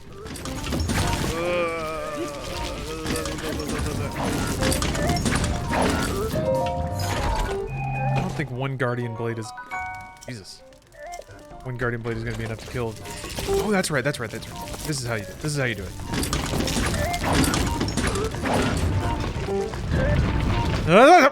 Fuck. That's how you do it, everybody. Simple trick. Run into the spike balls. You can use the spike balls to kill them. Which I intend to do. Then you get even more Guardian weapons and all their parts for free.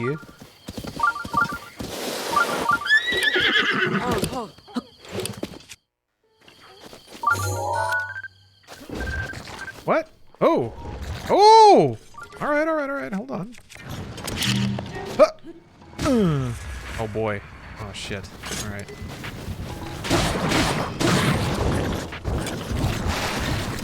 Damn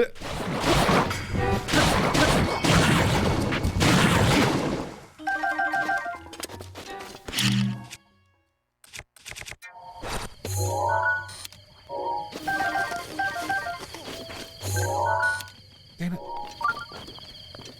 He had the high ground.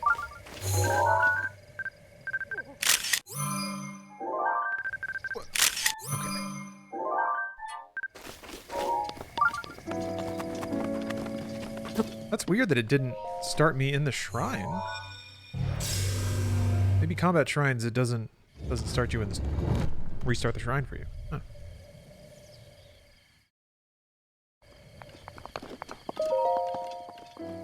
Interesting tactic the way you did it. Yeah, quite a pro gamer move. I agree.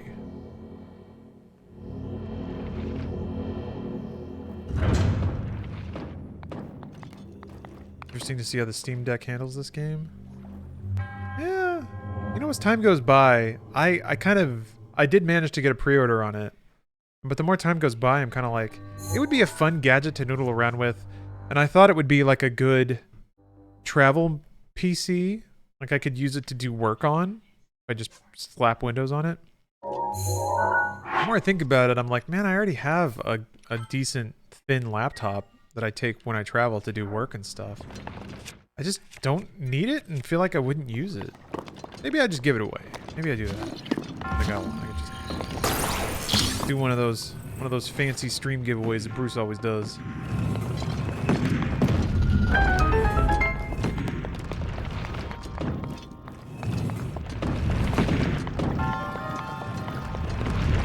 Basically an all-in-one emulator machine. Yeah? Yeah, I guess it has buttons on it, so yeah. Okay, here we go. Here are the strats. Just run your SNES, PS1, etc. emu on it. Yeah, but I can do that on my PC. And if I travel, like I don't need every video game when I travel. I really only need one or two that I want to play. So, I mean, I feel like it's like that Raspberry Pi thing where somebody gets it and they spend hours setting up every emulator ever. Oh, Stasis hasn't recharged yet. And then and then it's there. And they're like, great, aha! There, I have done it. All video games are available for me to kind of play for maybe 5 minutes or so.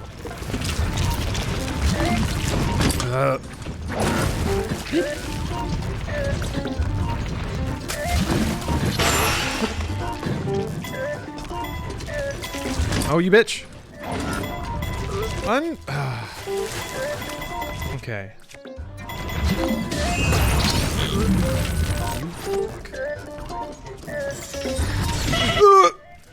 I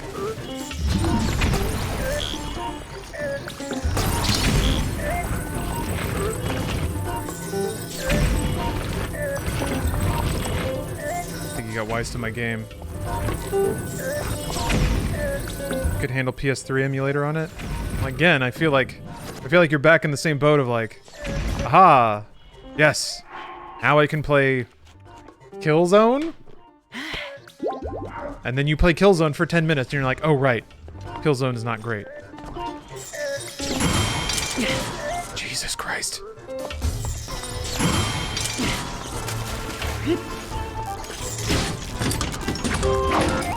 Persona 5? When do you need Persona 5 in a tablet? And if you need that, the Switch has games that are like as good as Persona 5. I just don't see how it, aside from the novelty of it, I really don't see how it fulfills a fulfills a like functional gap. But sure, yeah. You can play Persona 5 in the middle of the woods. God damn. Ugh. Man. Yeah, this is rough. Play Heavy Rain on the go? Sure.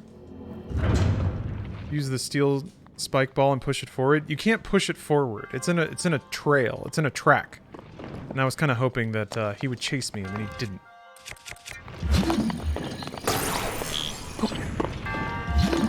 I don't know. I'm speaking from a place of privilege at this point, but like, I have big ass RPGs on my Switch I've never even started. Ugh. You cancel stasis early? Oh, you can? Yeah, you can use magnesis to just kind of gum them up. Which, yeah, means that hopefully I can bait the Guardian.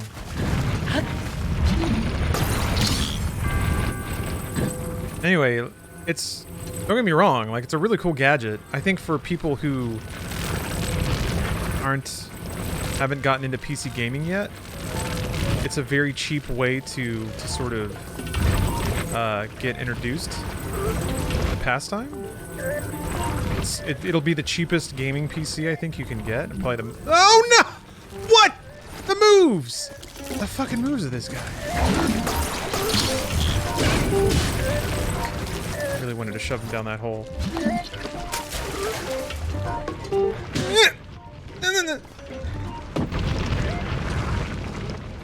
Of course he's healing. Oh, you can use stasis on the same object to cancel it. Okay.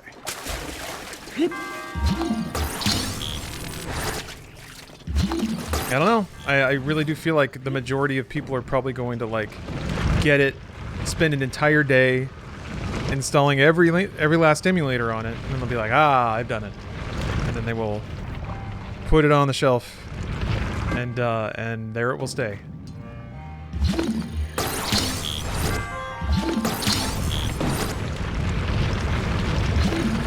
But it's a cool device.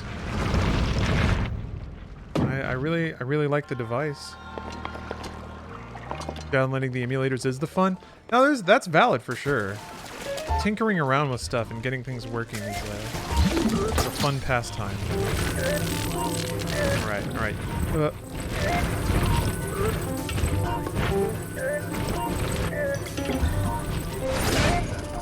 Yeah. All right, that's one. Yes. Although I don't get any of their stuff this way.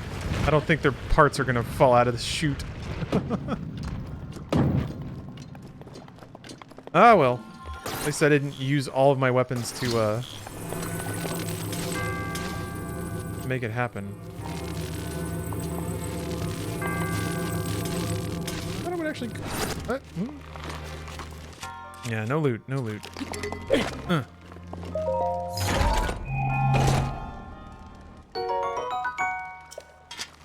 Sure, I'll see one person playing on a plane. Of course, I have no idea when I'll ever be on a plane again. Yeah, I mean, there's that. There's also, like, you could just as easily take a Switch on a plane. But then again, you wouldn't have access to 500 Super Nintendo games and 800 PlayStation games.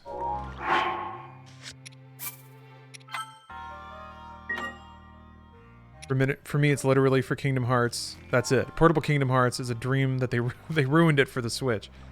Yeah, why didn't they just...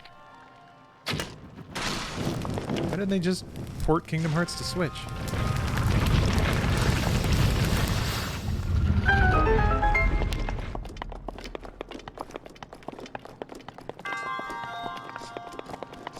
Seven remake on the go? Yeah? Yeah, I guess that's a thing. I mean, any PC game on the go, yeah.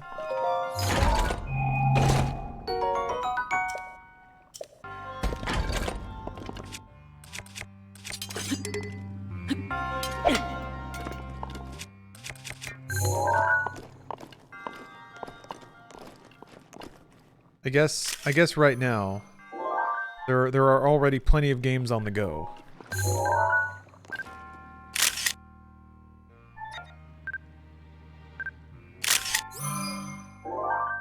I don't think I played anything on a plane since. I just take a nap, yeah? Oh, the Double Dragon Tiger toys on a handheld system? Man, deep cut. How can you... Like, those are so low light. I'm surprised you could even play them on a plane. Yeah, Rock, this is 100% on a PC. And yeah, this game brushes up so nice. You could play one game for the rest of your life? What would it be? Cheat answer, but Final Fantasy XIV. Barring that, probably like something... Does multiplayer count? Because like Tetris 99,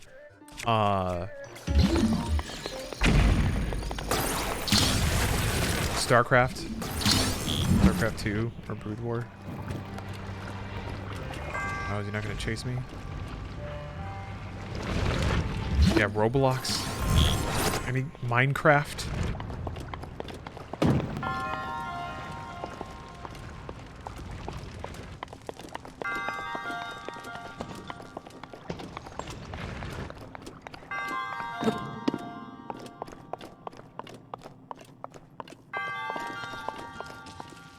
Once took a plane and they charged you $10 for Wi-Fi Intercontinental, and I just streamed Funhouse for almost the entire flight.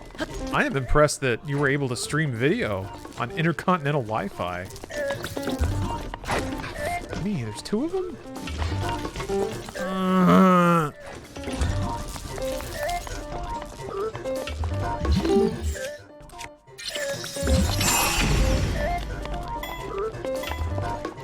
I hope they chase me over here.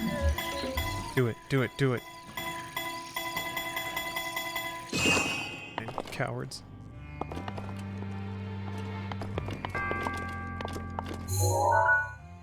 Oh. There's still more treasure chests in here too.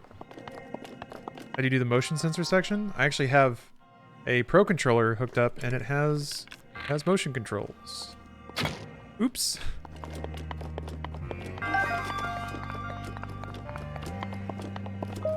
I think beyond that though, you can use the mouse, I believe.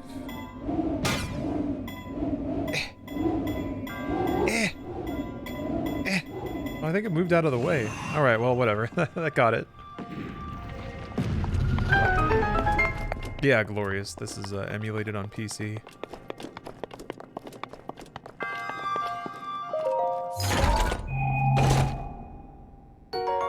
Oh. Ooh, still a chest in here somewhere.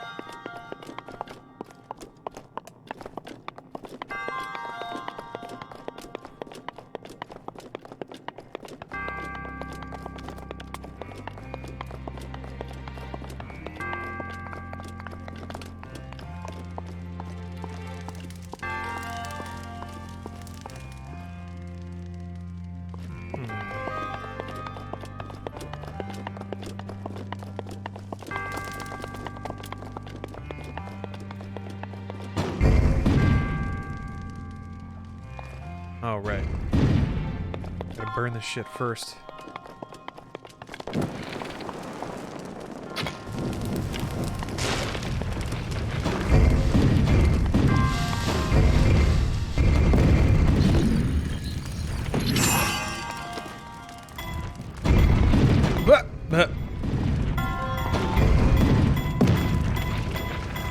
Don't you dare! Oh! I didn't deserve that one, but I got it. I got it nonetheless. Yeah, burning all those leaves is really satisfying. Just like fire propagation in general in a game is always really pleasing to look at. Well, thank you, Dr. Sinwar. Appreciate the backup, the positive backup. It is day 5 of roller skating. My body's injured in 3 places, and my brain is like, it's day 5. Can you calm the fuck down? Well, it's also going, it's been a whole 5 days. Time to skate backwards. I was never able to skate backwards. I never did that. That's always been like something I've wanted to learn how to do. But yeah, I imagine it involves falling down a lot. Actually, I was just talking about going roller skating. My birthday's coming up, and I was like, I want to go skating. It's been so long. Oh, Lord. Ah. Turds, go away.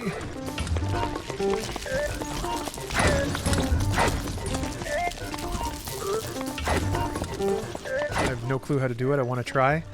Yeah, I guess you have to like kind of like, if you're on a blades, I guess you have to sort of rock your weight forward and sort of pivot around on the front wheel. And just like zoop, and then your momentum like hits with your skates going backwards. I think I understand the principle of how to do it, but neck turd, thanks for the prime. Oh, Peak, hey. Been a quick minute. How you been? Been really good. Been really good. Andrew, hello. Thank you for the prime. Or be able to jump turn. That's how I've seen some do it. Oh, you just like hop and spin? Remember indoor skate parks in the 90s? I mean, they still have them. They still exist. Uh-oh.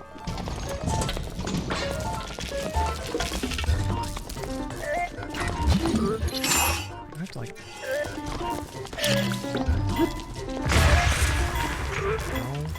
Oh, it moved it a little bit.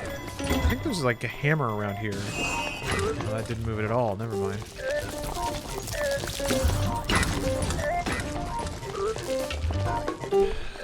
The only like skating finesse move that I'm real solid at is being able to turn by like doing leg over leg. Like crossing your front leg over your back leg to turn. Like an ice skate turn, basically. And I can go pretty fast. I know how to get some whip speed.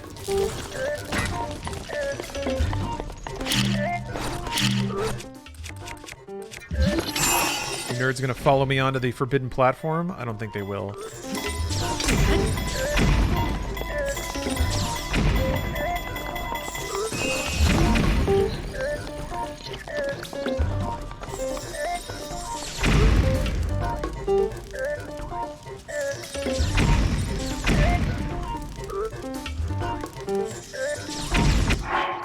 These guys need to chill out. I'm on quads. I think I'm gonna have to actually concentrate on them YouTube videos. Oh, okay. I learned on quads. I didn't know that that's what they were called, but yeah. My parents would never buy me skates, so I just used the rentals at the skating rink. They're a lot more stable. Like, inlines you can lean over more, so if you want to do, like, tight turns and stuff. But, I like skating a lot. Skating plus, like, listening to good music. Man.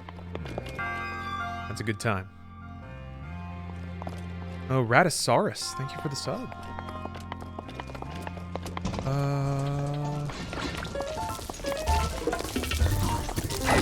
am I missing?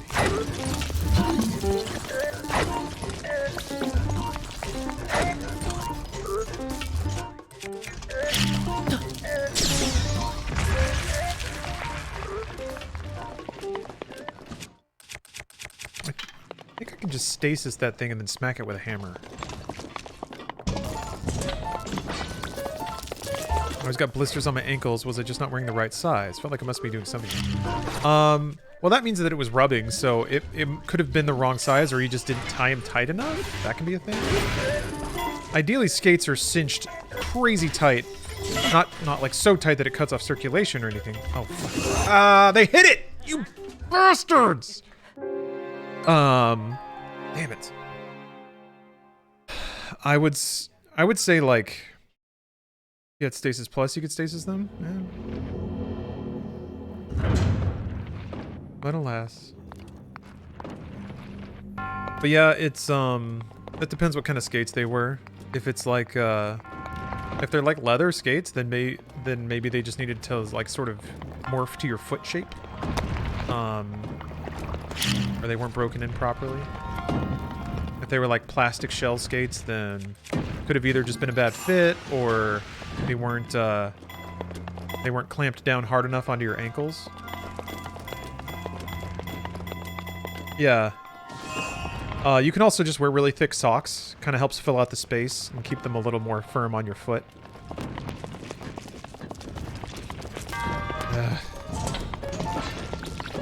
Oh, 14's down for maintenance. More patches, baby. I gotta add in all that savage.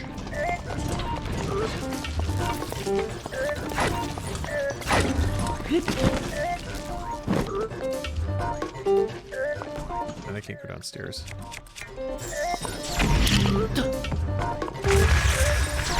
That barrels had stuff in them. Oh, maybe not. Oops.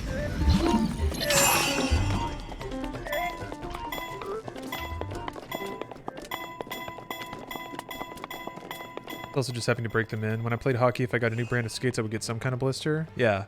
And if you're dealing with rentals, obviously, you can't break them in, so...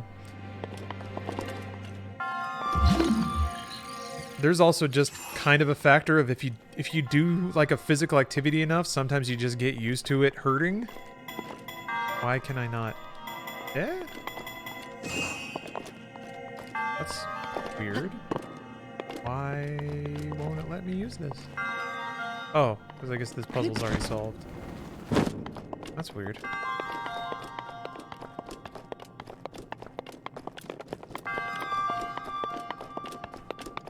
Aren't rentals pre-broken in by other feet? Well, yeah, but... Not formed to your foot, I guess. Can't sub till my paycheck on Wednesday? Oh, don't worry about it. If money's tight, you don't need to worry about giving me money to play video games.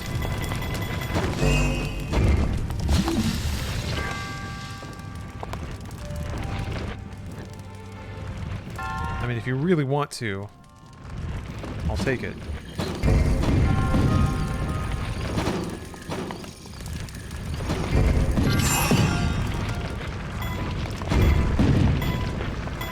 Wait a sec. Oh, what? Okay. That's weird. I guess I was on the other side of this wall before? Okay. Maybe if I don't activate those guardians, I can freeze this thing, smack it with a hammer, it'll go open the doors. There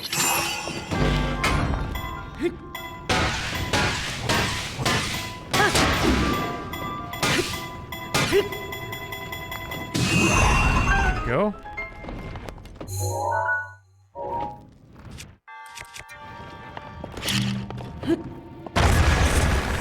All the chests I opened are, yeah, pre-opened, okay. Alright, let's try to run past these dickwads. Okay, I see the other chests. These mechanical turds.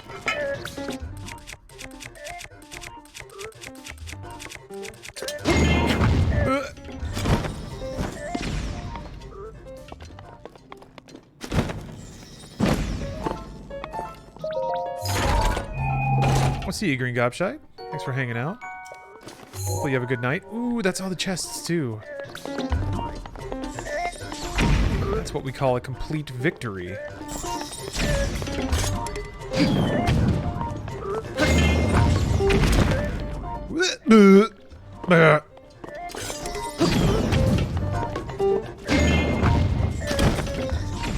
There we go. Give me that orb. Orb time.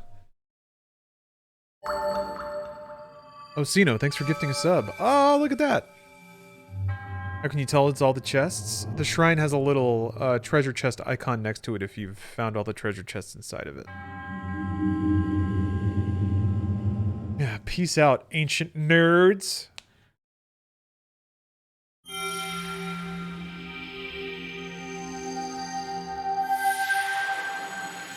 I'll sweat you no more.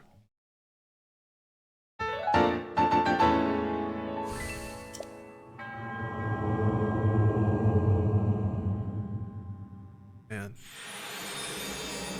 Shrine is mean.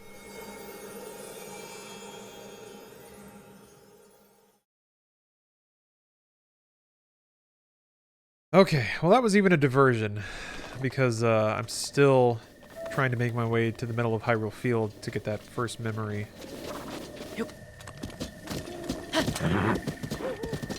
That shrine seems stupid complex for a bloody orb. Oh. Oh, just wait. Yeah, see, there's a guardian right there. They get worse. The shrines do. I would say maybe in terms of length and like number of encounter rooms, that's about as long as they get, but they definitely get more difficult. No, no, no. Don't come this way. One second. What are this? This one. Yeah, this is the guy that makes getting this tower here such a pain in the ass, because I don't think you can climb it without him seeing you. But I can try. Nope, you can do this, I promise. Let's go, Squart. Oh shit, there's a guardian right there. Right, that's what makes this one a pain in the ass. You can't, like... That side of the tower, you'll get shot at. We gotta go! We gotta go! Don't get stuck there! Fuck. Oh, that's a big fella. Shit.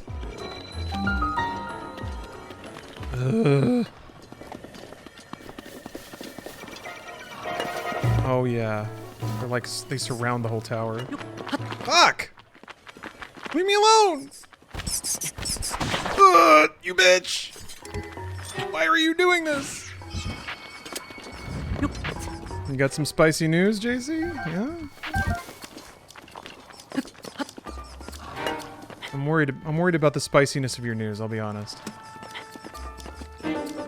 This is the spot we threw 254 bombs at a guardian behind a wall?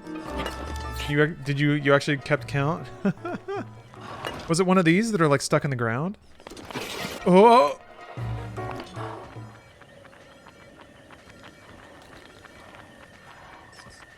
Oh, you have a gay cousin. Right on. Was this, I wanted to ask, is this like, Ooh! Is this related to your coming out post? You found more family members that are, non-hetero?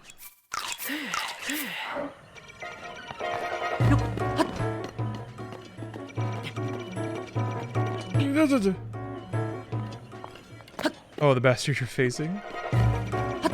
Gosh, this one is tense.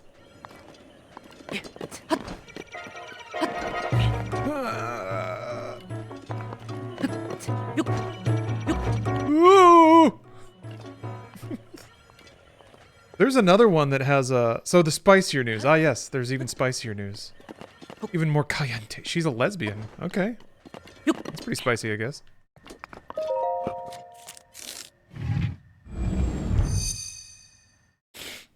Married to a guy in the military. Oh, okay. Alright, well.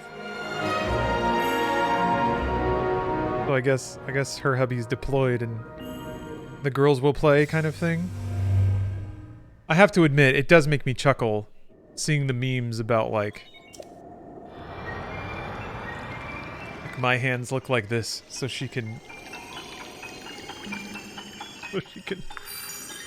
have sex with her boyfriend kind of thing. All the like pseudo pro military memes that just really reference the fact that your wife is cheating on you. Poor guy, yeah. Yeah. Some shit happened and she married her best friend. It was a marriage of convenience. Oh, okay. See, that's the thing. Like, sometimes, not all the time, but sometimes in this world, a situation that sounds bad on the outside, like, everyone can actually be okay with. Marriage is not the, oh, that was not good. Oh! Marriage is not the sacrosanct institution. Oh, especially in the military? Yeah, I guess, because through that, she probably gets a lot of benefits and stuff, and if he doesn't care, why not? I don't get those kind of marriages. Much less people in general, given I have shit income flow to begin with. Much less people. Oh, people in general. Gotcha.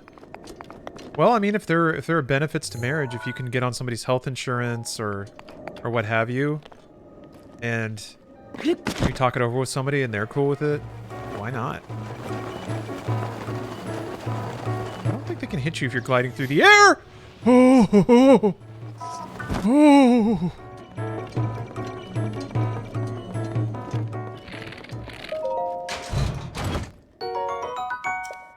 Fuck.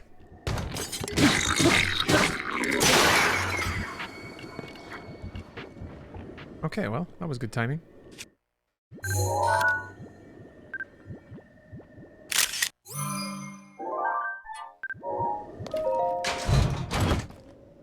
Now I'm getting some of those big wampum weapons too. The big womps.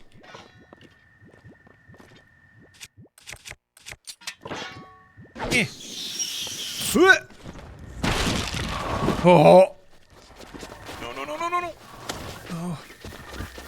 Ah, there's keys.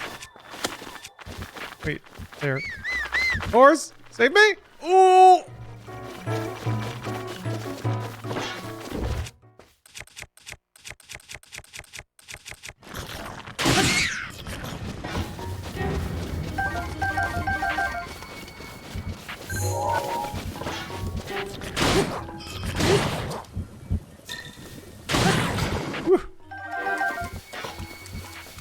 Okay. Still slowly trying to make my way back. Yeah, it's right here. Horse? Can you hear me? Squart? You okay? I think there's another guardian in this area too. Yeah, JC, that sounds, wait, I heard a horse. It's not, probably not my horse, though. Oh! Best horse! Hell yes. Everything's coming up Link. Oh, Hyrule herbs are really good. I remember they dump tons of healing onto whatever you put them in.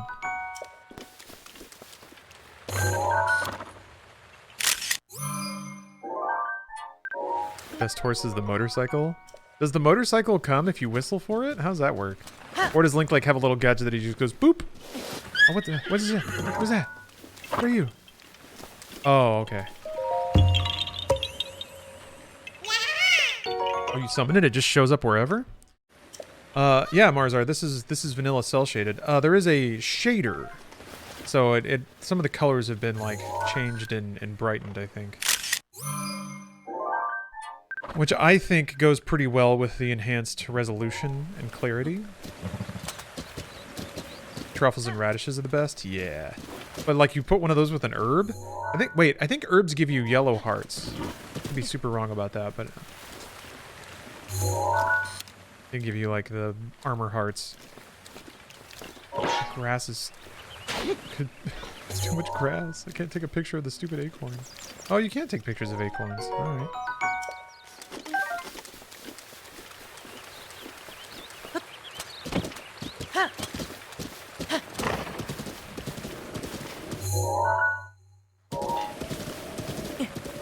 Oops. I'm so upset this stream got me in the mood to play Breath of the Wild, but I can't find my goddamn copy.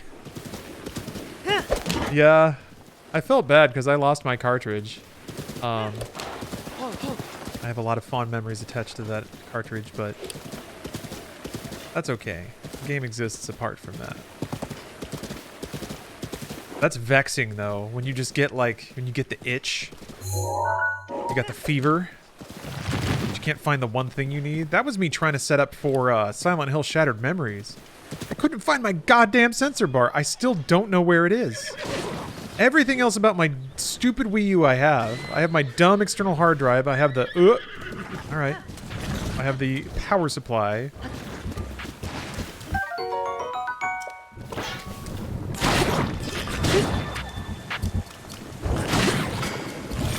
Oop.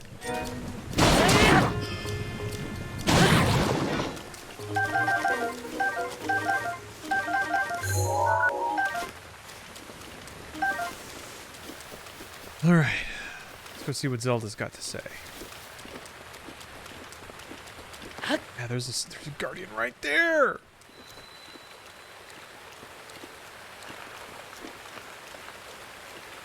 Man, what a spot, though. I love how in Breath of the Wild you go through all the ruins of like other Zelda monuments. Other Zelda games have done that, like going to the Temple of Time and, was it Skyward Sword, I think?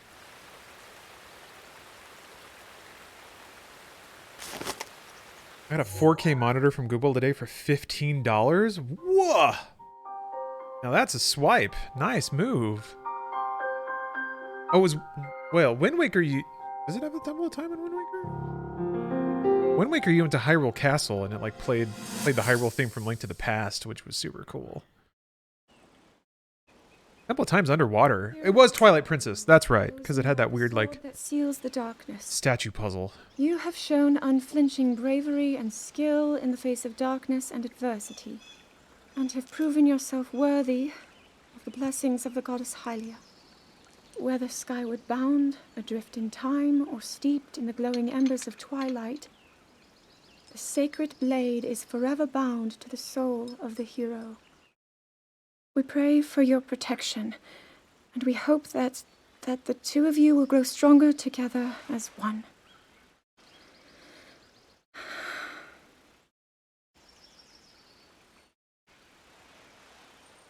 Forged in the long distant past, the sword Gee, this is of uplifting. darkness. She's making it sound like we already lost. Ancient Wasn't this your stories idea? to hero. You're the one who wanted to designate the appointed knight with all the ceremonial pomp, grandeur, and nonsense we could muster. This game is awesome with its mechanics, but I hate the voice acting. acting. Does seem to be overkill. I think I'm on the voice same acting is page as the weirdly princess regarding cartoony this boy. for the tone of the world. and the sincerity of the story. Of her own failures. It's a little like anime. At least that's It's how a the little kind of princess sees overblown. him. Zelda's pretty subtle and down tempo with her intonations. The Guardians are kind of larger than life, though. You get the fish mask, the thunder-resistant hat. Link's shocked face on encountering a memory is hilariously unforgettable. Okay, I'll keep that in mind. Alright, memory acquired. Now I can go back to Impa. It was interesting. It's an interesting move, too, having them limit the number of pins you can put down. Because trying to pin something else, it's like, oh, well, maybe I should look at the pins I've put down and go do some of them so I can delete them and add more pins. Otherwise, I think you'd just be adding pins the whole game until you get to the end of the game, and then the map would be filled with pins, and that'd be a little overwhelming, so... Breath of the Wild is a fascinating game in the ways it uses restrictions to goad you into playing instead of just collecting or doing like the things that gamers love to do that aren't actually playing the game, you know? Rivali's Gale is now ready. Funny part is that I actually like all the voice acting except Zelda's, who felt muted in comparison to almost everyone else. Yeah, Zelda... I kind of get it. Like, Zelda's supposed to be pretty depressed because she's kind of feeling the weight of everything that's about to happen, and she has a pretty strong feeling that it's not going to go well, and she was right. So, in retrospect, it kind of makes sense, but yeah, I understand.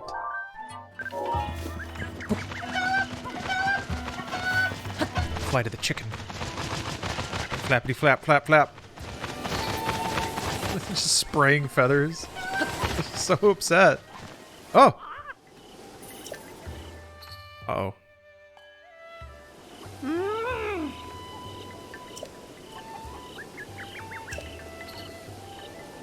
I wasn't trying to, you nerd. Uh-oh. Well, now there's cuckoos in there. Do I have to wait until nighttime to be able to get him out? He's not looking? Shit! I think I do. Alright. Oh. I misgendered Melie. Melie.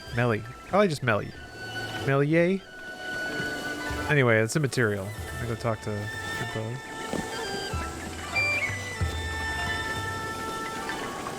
She does go to bed, yeah. That's what I gotta wait for. Ah, okay. Oh, that's right. You need the, you need to have the memories before he starts telling you where they are, of course. Oh, yeah, you gotta take a picture of the fountain and show him, and then he starts giving you hints about where the memories are. Darn it. I'm getting distracted. Well, I'm probably going to wrap up the stream once I go in there and talk to Impa, but me and P can go have some business first.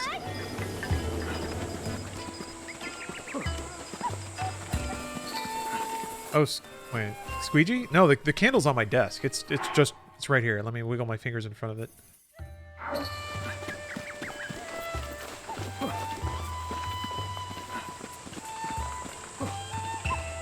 Oh.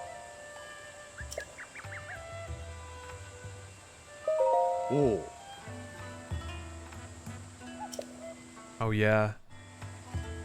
They try so hard to keep cluing you into that fairy. They don't want you to miss it at all. Oh, yeah. That is a cool outside pattern. This is a holiday scent. It is like cocoa and cream, I believe. It's very cozy.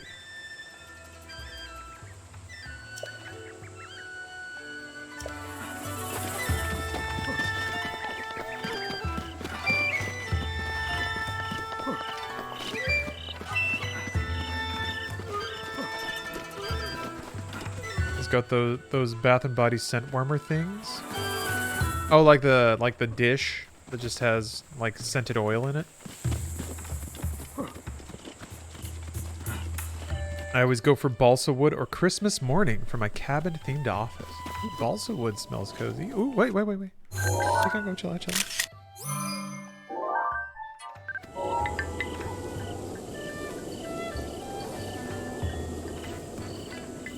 hang out there. Oh my gosh, that thing is really cute. Step the fuck out of it though. Oh, it's got little feet.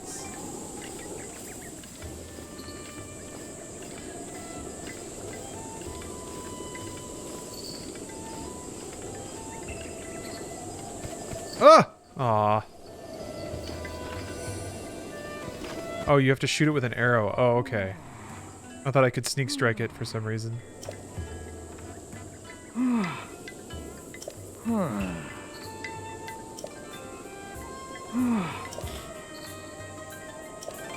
He always runs out of breath exactly here. Behind the one hill. You played Alba, a wildlife. Ah, there's another one. No, I haven't heard of that. Alba. What's the deal with Alba? You can sneak on it with extra stealth, but I don't know if you get stealth strike. Oh, okay. Like you have all the stealth gear equipped.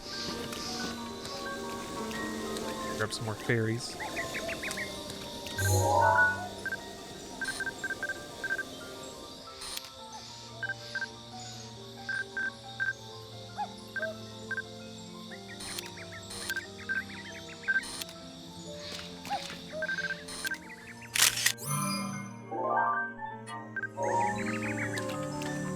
It's really just the camera function. Oh, and you categorize animals on an island.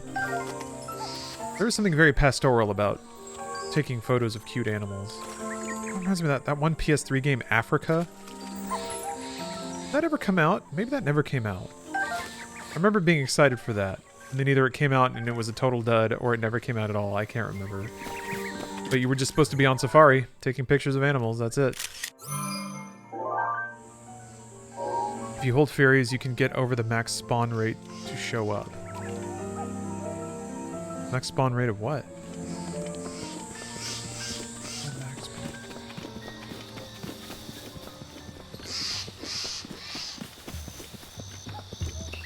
What was that Japanese apocalypse game about animals fighting the ruins of a city? Tokyo Jungle? I think.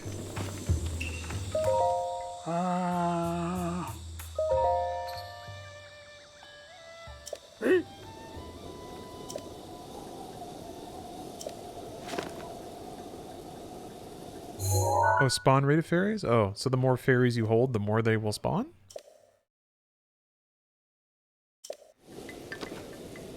Yeah, TJ, I'm playing on an emulator on PC. Yep.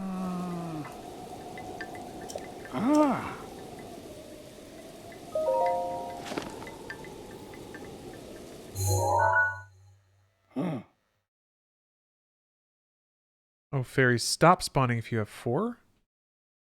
Oh, I see what you mean. You hold them in your hand, and then more spawn. Got it. Okay.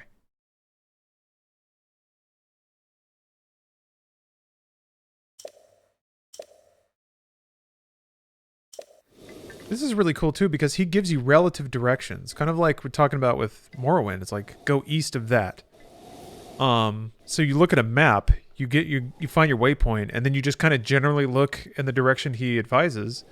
And then you go, and you just use your eyeballs. You find high ground, you look around, you find a place that looks similar, you tag it, you go and you inspect. Sometimes you find it, sometimes you don't. That process is just so awesome. And they did such a good job making it work in this game. I don't know that I ever found... Did I find all of the... I can't remember if I ever found all the memories. I definitely finished the game, but I don't know that I actually tracked down all the memories. I think that in the back of my head was like... That'll be a master mode task. But here we are. Here we are. I'm so wet. Just dribbling all over her floor. Hands on my hips. Okay. Well, that's good to have.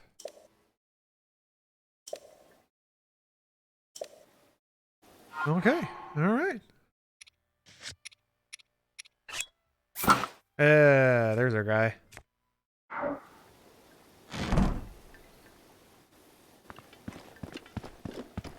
Don't cook the fairies. Well, apparently you can make elixirs out of them, which is a little terrifying. Oh right. Also have orbs to spend.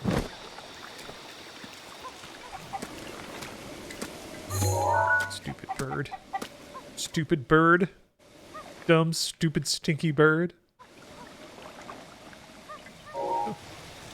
Chickens. Cuckoos, excuse me.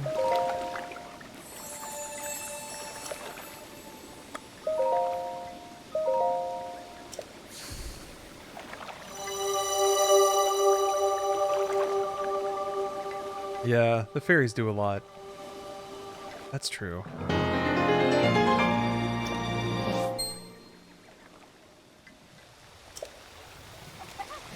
Okay, I think I'm gonna wrap it up there.